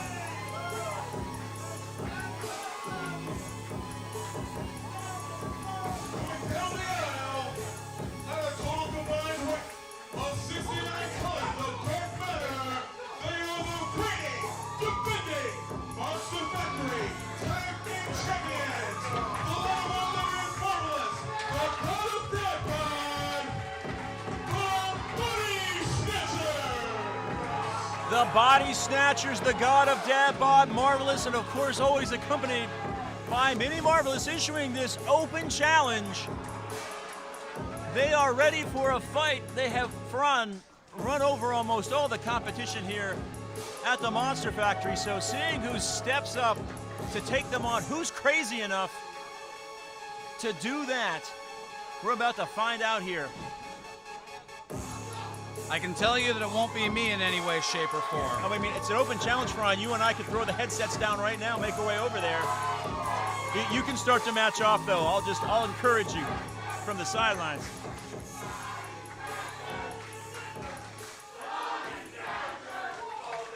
That would be a guaranteed way for me to not make it to 43. And their opponents. Oh, wow. Are you? Wow, indeed.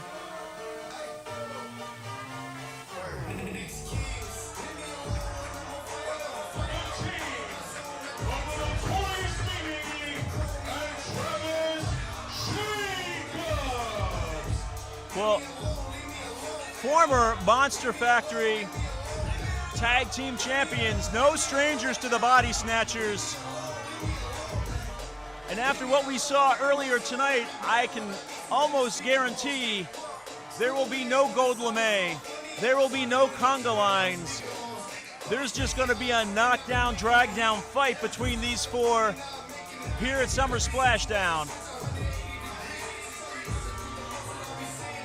I'm just in awe of the new wings there from the Notorious Mimi. Last time I saw wings that dark was probably in the movie Dogma.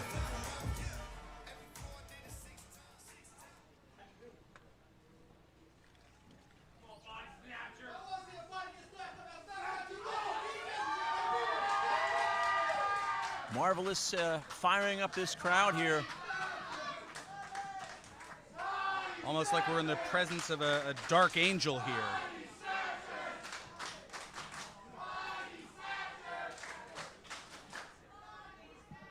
We could take a look at the Notorious Mimi's gear here.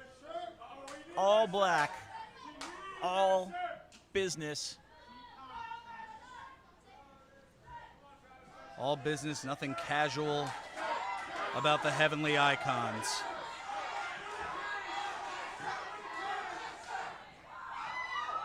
But Gada Dabod tossing that $50,000 Hawaiian shirt out into the crowd there. This is also interesting, and correct me if I'm wrong here, Ferran, but this is the first time that Travis Jacobs has entered into a match without a championship around his waist of any form in quite some time, having lost the Arena Championship 2 nights ago, now trying to regain the Tag Team Championships here with the Notorious Mimi. It is the first in a long time. You are right about that. Travis Jacobs now locking up with the Gada Dabba, the two powerhouses of these teams, starting off this matchup.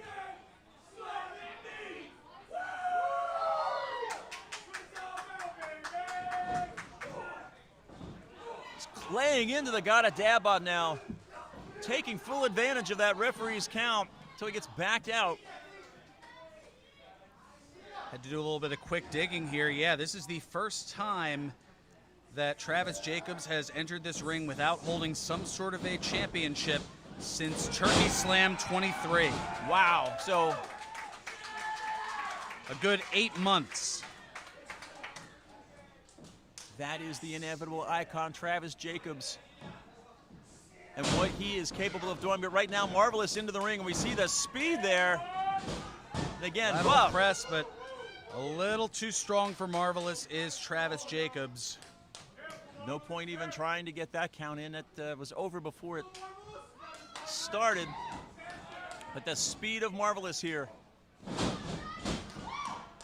sends Jacobs into the corner. I think all that did was make Jacobs mad. Single leg drop kick, yeah. Hard to take Travis Jacobs off his feet, but that's not going to stop Marvelous from trying. Underneath. Knees now. See those strikes from Marvelous. He is so good at that. And now we have Jacobs down off of his feet for the first time in this match. Wait, what's Mimi doing? Gada Dabba just got attacked by Mimi there. Smashing his head off of those steps.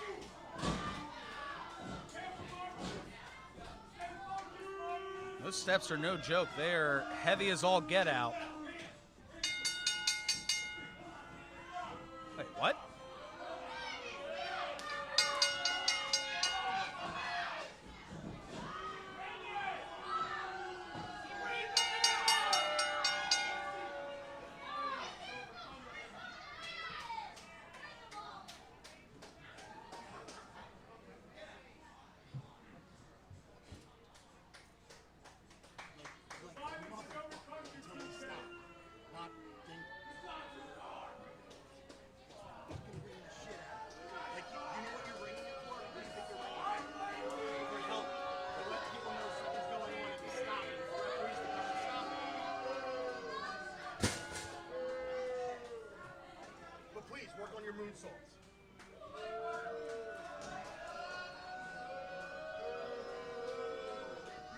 just unrelenting here are the Heavenly Icons.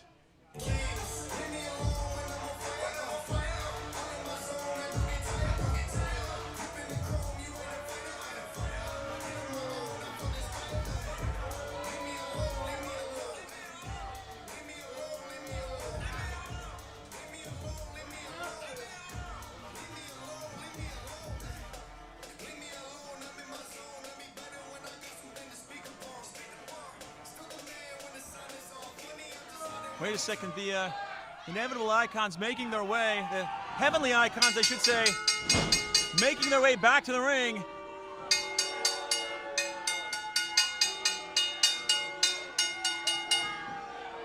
Oh, and now the belt to the face, come on.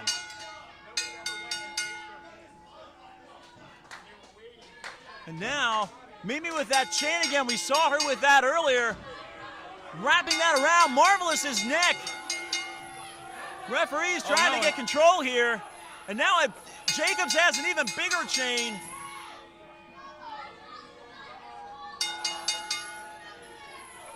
But multiple referees out here. We need more help. No, come on now. We need help that's not.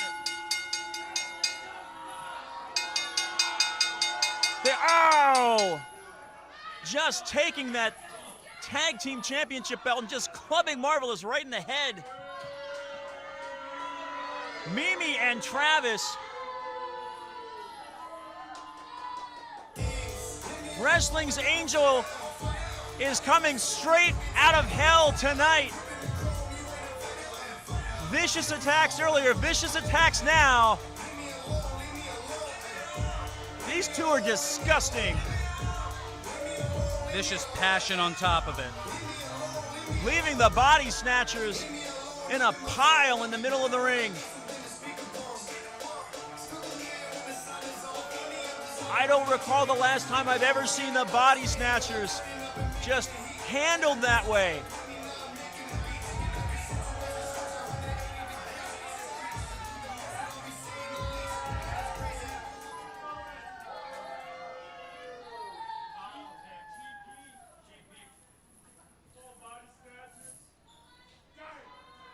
You can hear the links of those chain all the way from here.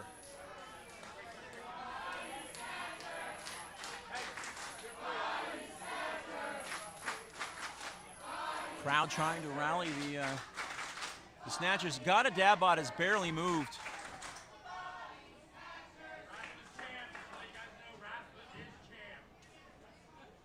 You see Danny Cage checking on the two of them.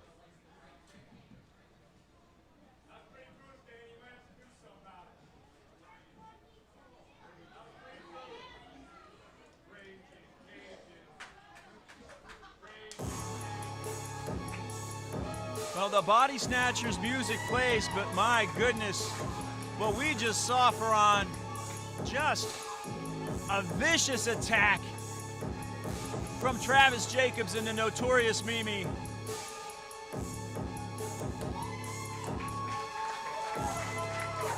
Mimi earning that Notorious label here tonight. Both of them pulling out chains and just assaulting the tag team champions. It was a mugging. Just unbelievable.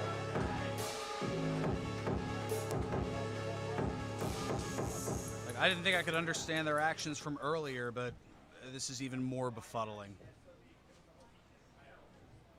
Certainly a shift and change seismically here at the Monster Factory as the Notorious Mimi and Travis Jacobs have decided that all bets are off and they'll just do whatever they want, whatever they have to do to get some championship gold.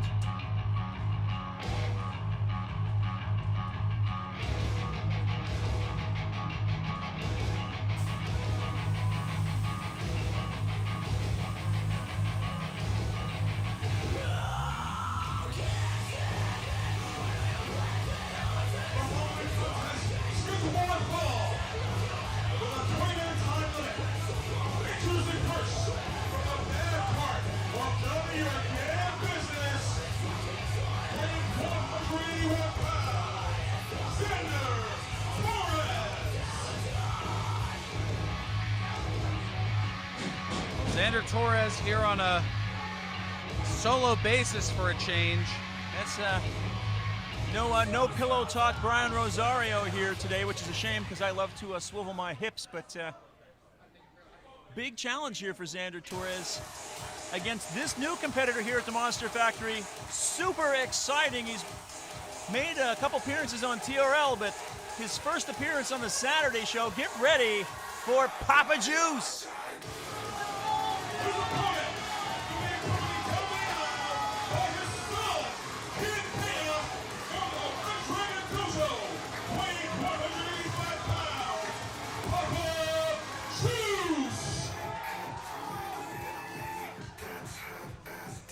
Papa Juice coming in here with 25 years of martial arts experience. He has all of that knowledge, all of that skill on top of his professional wrestling training. He is a dangerous competitor for Xander Torres to face off against here this afternoon at Summer Splashdown. He most certainly is. Gotten a chance to see a little bit of Papa Juice here. This should be an interesting meeting of styles. We'll say Xander Torres looks phenomenal.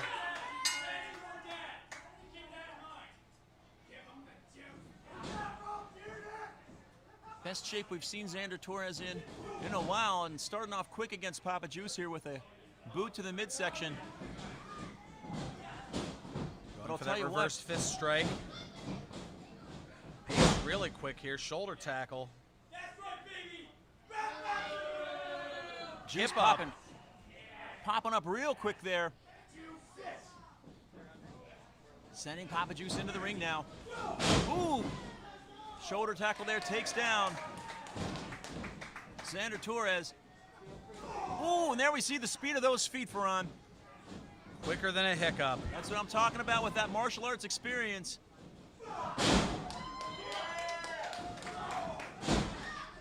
Just taking Xander Torres apart.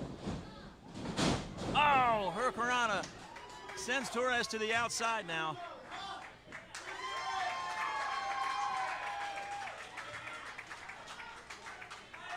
Outside of the ring, Kid Chaos, Papa Juice's son.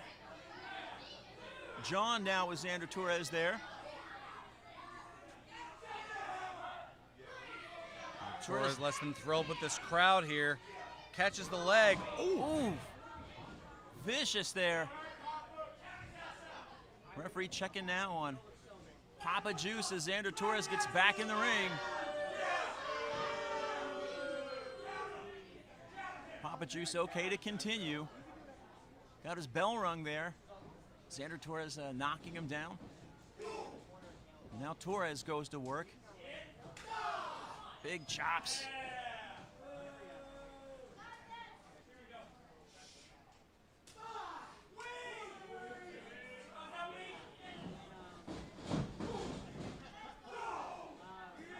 Rolling clothesline into the corner there now.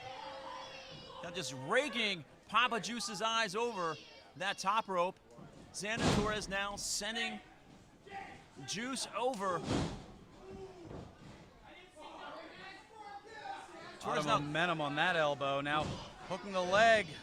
Gone for the cover.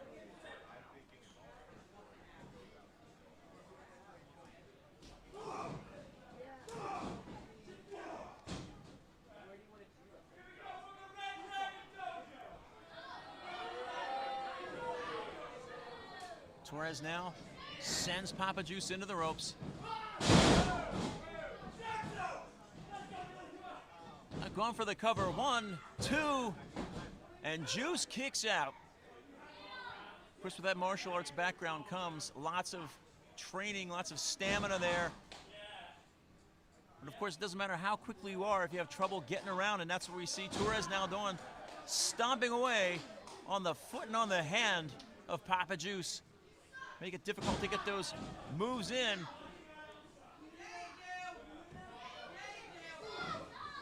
Sort of a modified Garvin stomp, if you will. Yeah, hard to get those martial arts strikes in if you have twisted tendons in your fingers. Torres now went to go pick up Papa Juice. Juice drops out though, and oh! Big impact move there from Papa Juice. Takes Torres down. Now Kid Chaos trying to rally this crowd behind Papa. Torres makes his way to his feet first.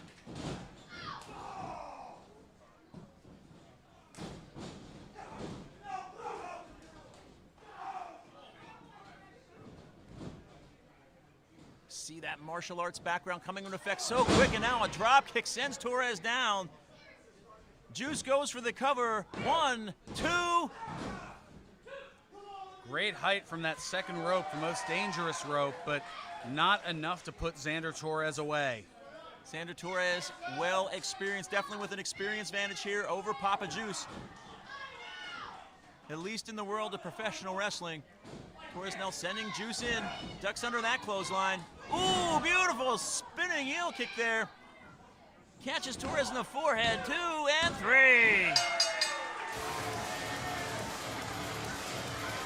Ladies and gentlemen, the official time, 4 minutes, 41 seconds. The winner of this bout, Papa Juice. Impressive showing here, impressive Saturday debut for Papa Juice, along with Kid Chaos, showing this crowd what it is to be a winner at Summer Splashdown.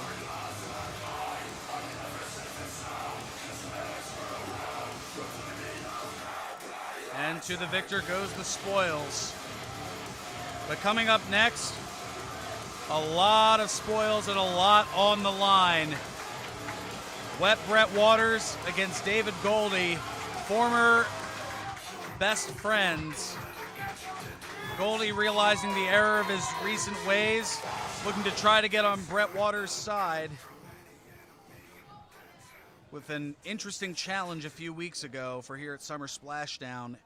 If Goldie does get the victory here, then Wet Brett Waters. You don't want to hear anything I have to say. And that's why, Brett, I asked for this match on July 27th, because I know this is the only way you will hear me out. I'm sorry. I know you want nothing to do with me, and I don't blame you. So, on July 27th, if I lose, I will leave the Monster Factory forever. And we can go our separate ways and we never have to talk again. And all the memories we've had can stay as just that. Memories. I had everything I could have ever wanted. And you don't realize what you have until you have nothing. And man, do I have nothing. I had success. I had friends who genuinely cared about me. I was happy. And then Brett, you had success. And I should have been happy for you. I should have been happy for us. But I wasn't, because I have this part of me that is consumed by jealousy, and I hate that part of me so much. I want things to go back to how they were. I mean, I want the golden era back together, man. I want to make stupid videos together again. I just want my best friend back. This match isn't about a championship. It's not about stealing the show. This match is about more than all of that to me. This match is about getting my best friend back.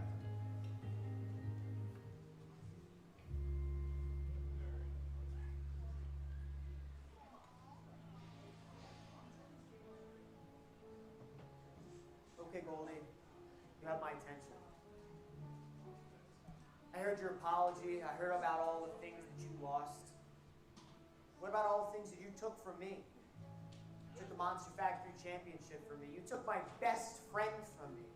You are nothing without me, Brett. You did that. I didn't do that. I didn't do that to you, and yet you insist on playing the victim. You apologize about all the things that happened to you. When you did all those things to me, you took everything from me. And now you think you can apologize? You think I don't want things to go back to the way they were? I want that every day, but it can't happen. I can't just forgive you every time that you want to go out on your own and be your own man. I'm not your fallback. And you know what, Goldie? I'm twice the wrestler you are. I'm twice the wrestler and 10 times the man. So on July 27th, I finally end things. When I beat you, you leave the Monster Factory for good. But if you manage to beat me, I'll forgive you. And I would love to say that I want to see you walk away from the Monster Factory for good, but if I were being honest, you'd be lucky to walk away at all.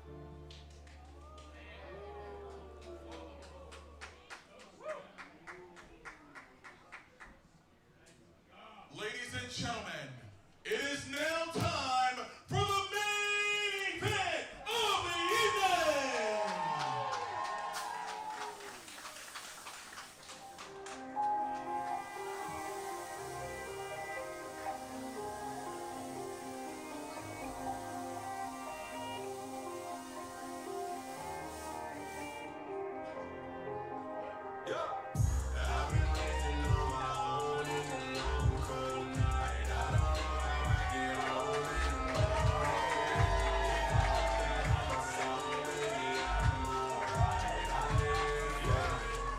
With the new wrinkle that's added, there's also a first round bye in the Larry Sharp Memorial Cup tournament on the line, but as you heard there, so much more than that on the line here. Conflicted feelings, memories of the past, and an undetermined future. A lot of emotion, Ferran. When you have that friend, the person that you've been up and down with, who you start with, who is by your side, who you trust, who is like your brother, and then you have to deal with that crushing betrayal, that hurt, that pain, trying to mend that, trying to rebuild that. Sometimes it's difficult, at other times it's impossible.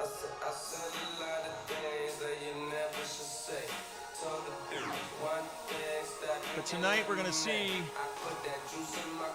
David Goldie try to do just that in this match with his former best friend, Brett Waters.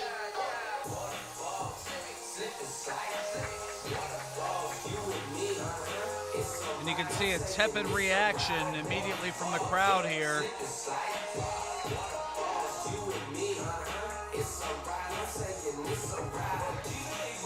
Do they trust Goldie?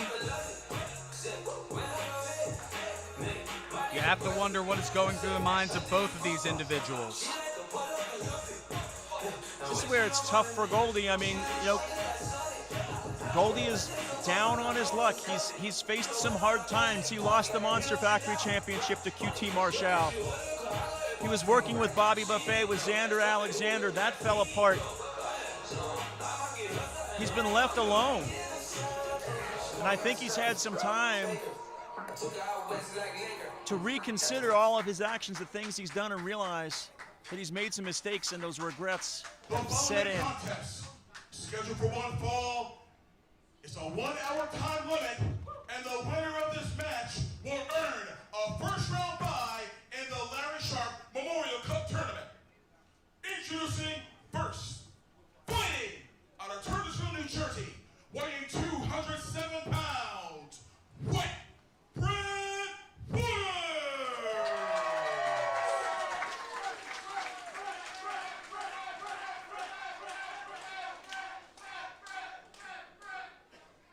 His opponent, fighting out of Malton, New Jersey, weighing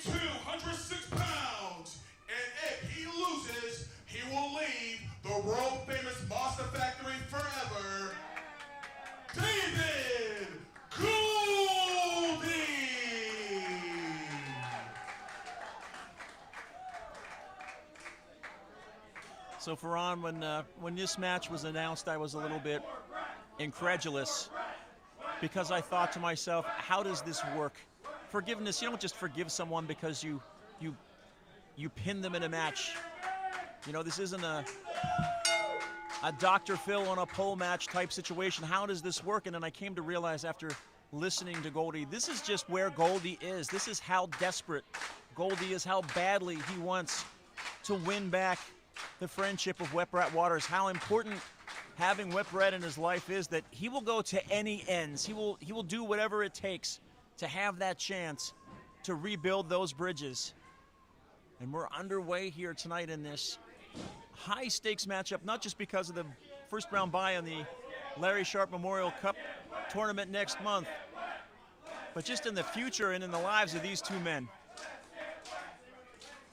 This is a pivotal point, to say the least. You see a clean break there from Wet Bret Waters.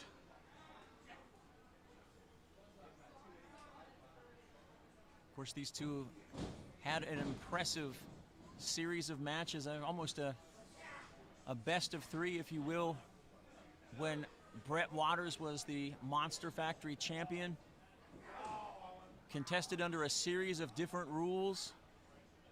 In the end, Goldie ended up with some help becoming the Monster Factory champion. But now nothing like that on the line here, aside from the position in next month's tournament. This is just about two people trying to heal the wounds. Well, and you hear the hesitance in the audience. They're definitely behind Wet Bret Waters here, and they're not sure if they're going to be able to trust Goldie or not here. Is now a leg scissors from Wet Bret Waters. Well, keep in mind, Goldie came out for the last year. I'm born better than you. I'm better than you people. I don't even need to be here. You people are terrible. And now, you know, the perspective is sort of like, boo-hoo, I'm sad, forgive me. You know, if the fans are having a hard time doing it, just imagine what's going through Bret Waters' head. So much more personal for him. Nice drop toe hold there, takes Goldie down. These two know each other so well. Waters off the ropes, leapfrog by Goldie now. And another cross body block on the third leap, and 1 second away from victory. Bret Waters kicking out. And take a look at Goldie. He's not going in on the attack there. He's not being relentless and hammering away at Bret Waters. Going now for that roll up too. See, Goldie in the past, that would have been a handful of tights going for that pin, but he's really trying to show us he is indeed a new man. Bret sent into the corner now. Goldie follows through, but Bret jumps over. A leg trip on the leapfrog. Oh! And now focusing on that left knee, which has faced some significant damage in the past. Has even kept Goldie out of action for a little while. They might not be super close, but you know that what Bret Waters knows. He knows what's going on with Goldie from an injury perspective. Everyone in the factory knows that Goldie's had issues with that knee.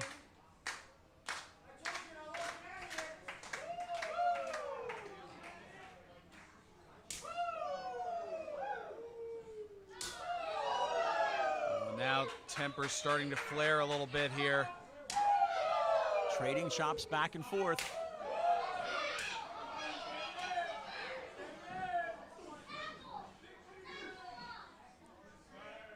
Powerful forearms now from Goldie have taken Bret down to one knee. Things getting, dare I say, a little chippy between the two. But there's a lot that these two have to work out. Up and over there from Goldie. Clubbing blow on Wet Bret. Bret out of the way. And a drop kick to that knee. That left knee. Goldie not willing to give up that easily, understandably so, and Waters going for a pinfall, not able to put the golden one away. There's almost an air of caution between these two. Ooh! Although Brett now, he knows, he sees his opening now with that knee, and he is going to work on it, just crank him back on that left foot and leg, twisting and putting pressure on that knee. Well, you heard it from Brett earlier. He wants to win, but he almost doesn't want to send Goldie away in the process. So, I mean, that internal conflict is just immeasurable at this point. When you think about it, that's a caveat that Goldie added to this match. I win, you forgive me. You win, I leave forever.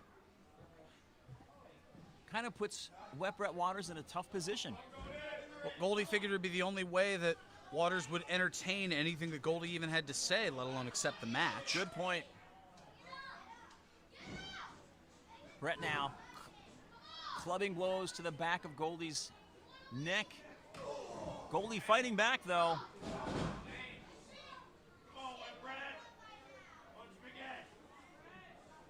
Brett just taking his time.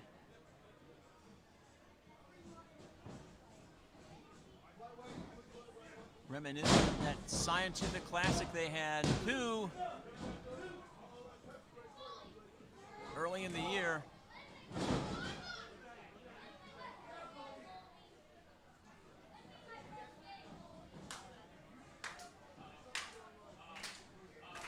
Brett now, oh, just driving Goldie's knee across his leg with a breaker there.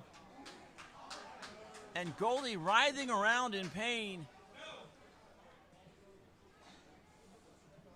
Going now for that cover, 2.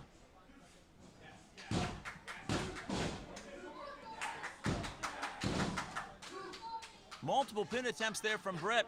And now just twisting those legs up, 2. You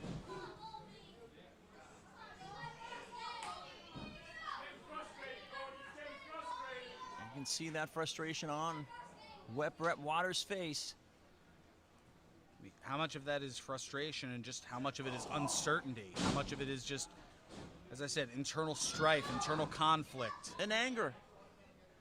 Oh, absolutely. It's, you know, forgiveness is a process, and for these two, part of that process is going to war here in the ring.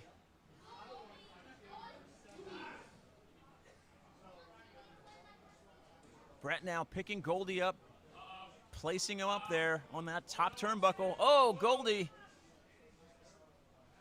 rolling, falling up, but Brett wrapping that knee now across that middle rope. Just doing significantly more damage here to that left knee of Goldie. You can take a look at Goldie's face and see how painful that is. Going now again for a cover. Only a 1 count. But Brett would probably argue that that physical pain is no match for the emotional pain that Brett suffered as Goldie went wayward for the better part of 2023. Well, keep in mind, it wasn't just Goldie betraying Brett. Goldie recruited others, other people that Brett Waters thought were friends, and suddenly found out they weren't. Goldie did his best to isolate Brett Waters and leave him an island unto himself, to leave him alone. Would you say leave him hanging out to dry? I would say, that's, puns aside, yes, exactly. So that's not something, there's, you know, you have friends that do terrible things, and, you know, you stop talking to them for a while, but eventually you forgive them. Goldie was a dirtbag for a good part of a year to Brett Waters. He didn't just harm that friendship, he actively tried to destroy it. So for Brett Waters, this is a challenge as to whether he wants to believe that Goldie is sincere here.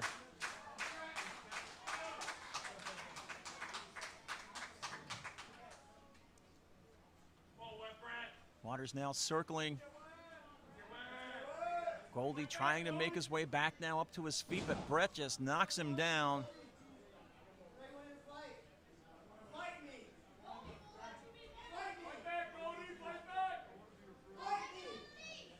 Goldie can barely make his way up now, barely able to put pressure on that left knee. Oh, twists and falls.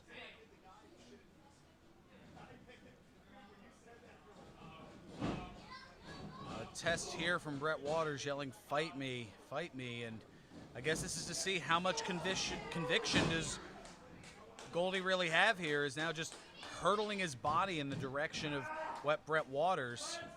Goldie pulling that offense out of nowhere.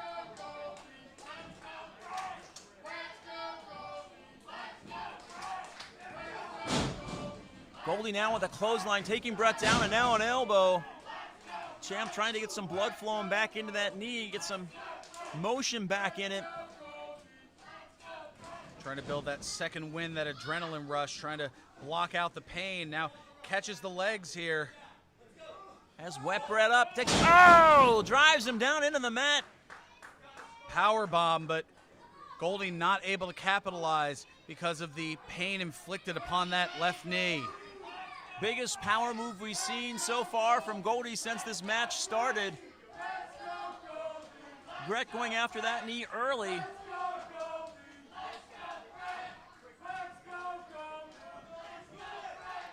Goldie now having to use those ropes to keep himself up. Damage done to his knee. Drags Brett to his feet.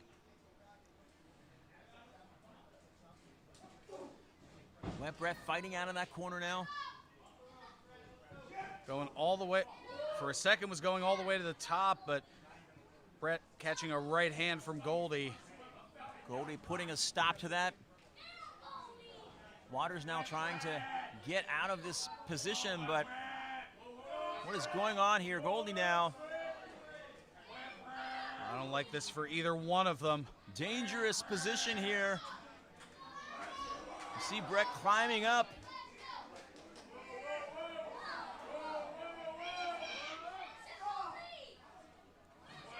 So dangerous. Hits this move that could end the match. Could end their careers. Oh, and Brett lands hard on the apron and bounces down to the floor. Ben Barnett going to check on him. But you saw Goldie reaching for Brett, almost not wanting Waters to fall.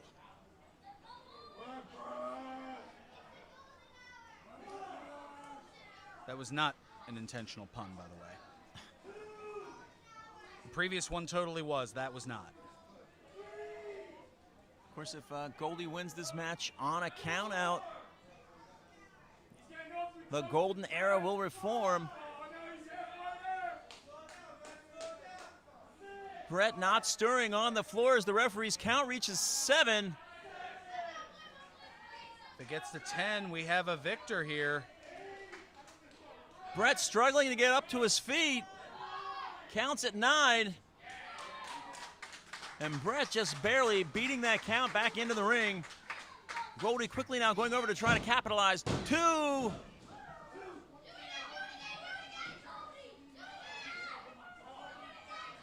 That fall from the ropes there onto the ring apron down to the floor may have taken more out of Brett Waters than we realize.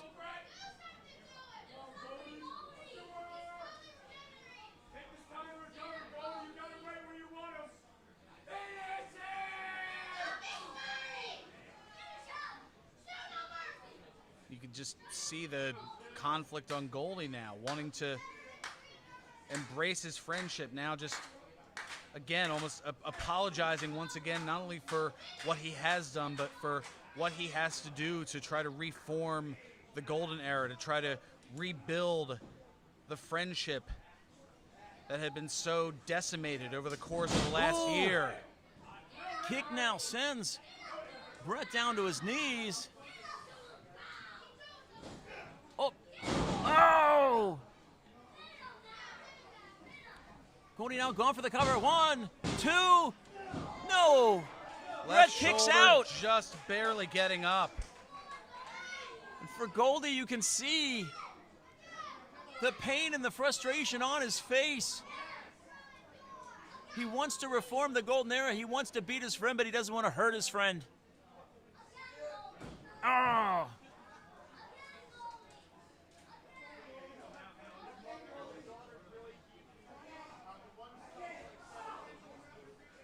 Driving his knees now. Oof. Knee to the side of Brett Waters' head, and another. Brett with nowhere to go. And these two who know each other so well. Oh! That should be it. 1, 2. No! And Brett Waters somehow reaching down into the spring of hope and drawing upon that to find the energy to kick out, because David Goldie is giving him everything that he can. High offense moves that should put Brett away, but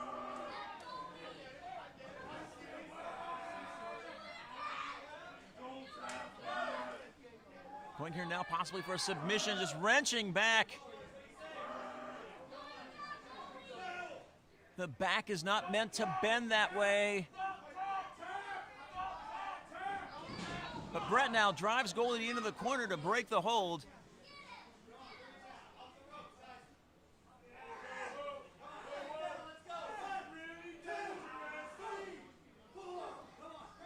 Trying to get out of the corner. Wait.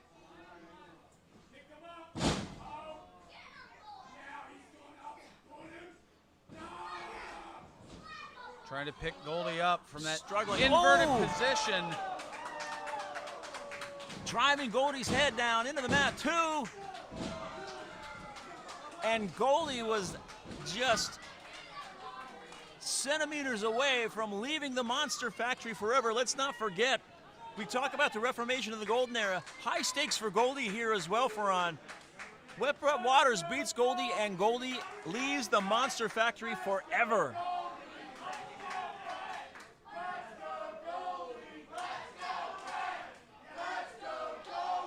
This is more than a championship. It's more than personal pride. I mean, this is friendship. It's history. It's past. It's present. It's future. This is a pivotal point in the lives of both of these men with the stakes of this match. Brett now making his way back up, absorbing so much punishment for Goldie, but now starting to get the upper hand. The results of this match having such an impact on both of these individuals' futures. It's basically a crossroads in both of their lives. Back and forth now. These two clubbing away, trading blows. Waters down now. Goldie wobbly on his feet. Catches the knee and into a half crab. Oh, Goldie might tap from this. That's the knee that's been suffered so much damage. Oh, Roll through 2. to a near side cradle. No, only 2. Goldie had to pull all the tricks out of the bag to escape from that now. Kick to the midsection. Here we see the striking ability of Brett Waters. And it's his favorite part for on. Goldie just collapses though.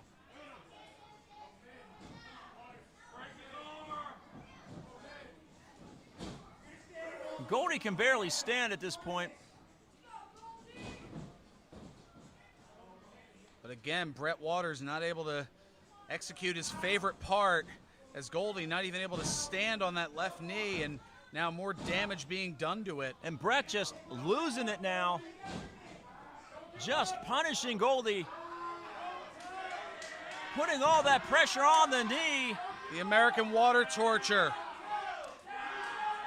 Stretching that meniscus, the patella. Goldie about to tap, you gotta think. Struggling to make those ropes. Goldie recognizing that not only is his friendship hanging in the balance, but so too is his future here at the MFPW at the world famous Monster Factory. So much to lose, but he makes those ropes.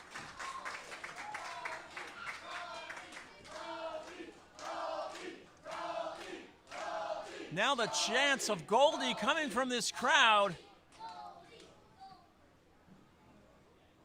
He may have made some believers of people here tonight with this gutsy performance against Wet Bread Waters. Oh, there's no doubt about that. I mean, this was a crowd that was tepid at best and booing at worst, and now they're cheering Goldie's name. Brett now grabbing a hold of that left foot, trying to drag Goldie out and do more damage to that knee.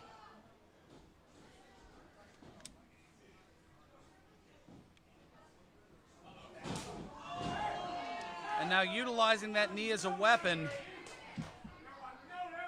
Sometimes Goldie has more guts than brains. I would argue this is one of those times. So much on the line, though, here for Ron. That nothing's off the table. Both these men down and out. Goldie's struggling to make his way back up.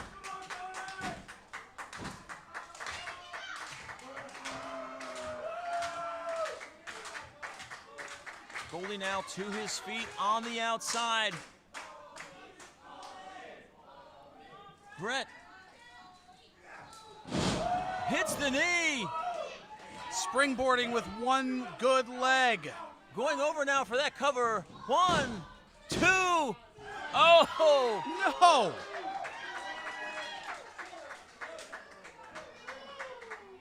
What does either of these men need to do to put the other away? They've pulled out all the stops from their arsenals. We've seen the American water torture. We've seen them work. We've seen Wet Brett Waters work on Goldie's knee. Wet Brett thrown to the floor. So much damage back and forth with these two.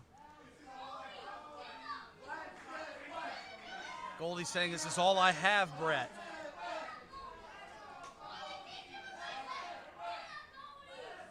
Goldie is beside himself.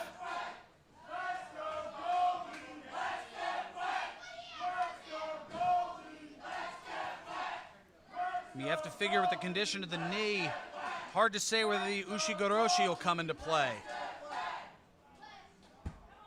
Goldie now back to his feet. Gingerly walking over to Wet Brett Waters. Although certainly going to put my statement to the test here.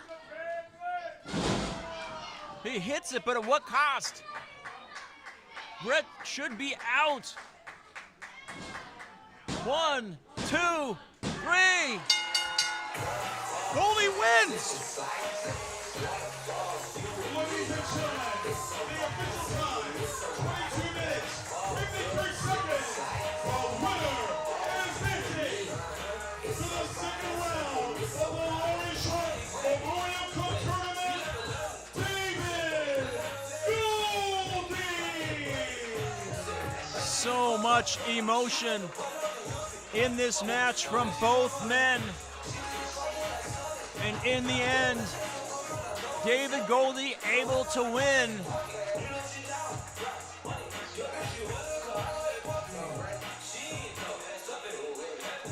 Goldie doing everything that he had to do because on the line was everything that he had to have. And whether Brett likes it or not, the reformation of the golden era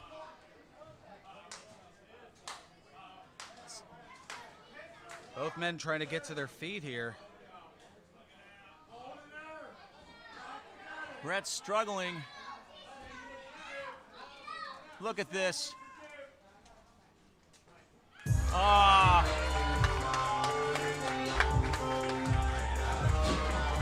Collapsing to the ring, but folks, the golden era is back here at the Monster Factory. Amazing main event for on to cap off Summer Splashdown. So many great things happening here tonight. this main event, just one of them. So much on the line here, and so many questions still to be answered as we make our way to the Larry Sharp Memorial Cup Tournament 3 weeks from now. We will see you on August 17th for the Larry Sharp Memorial Cup. But until then, for Cowboy Pete Carter, I'm Ferran Burgundy. Thank you for tuning in here to Summer Splashdown here at the MFPW. So long, everyone.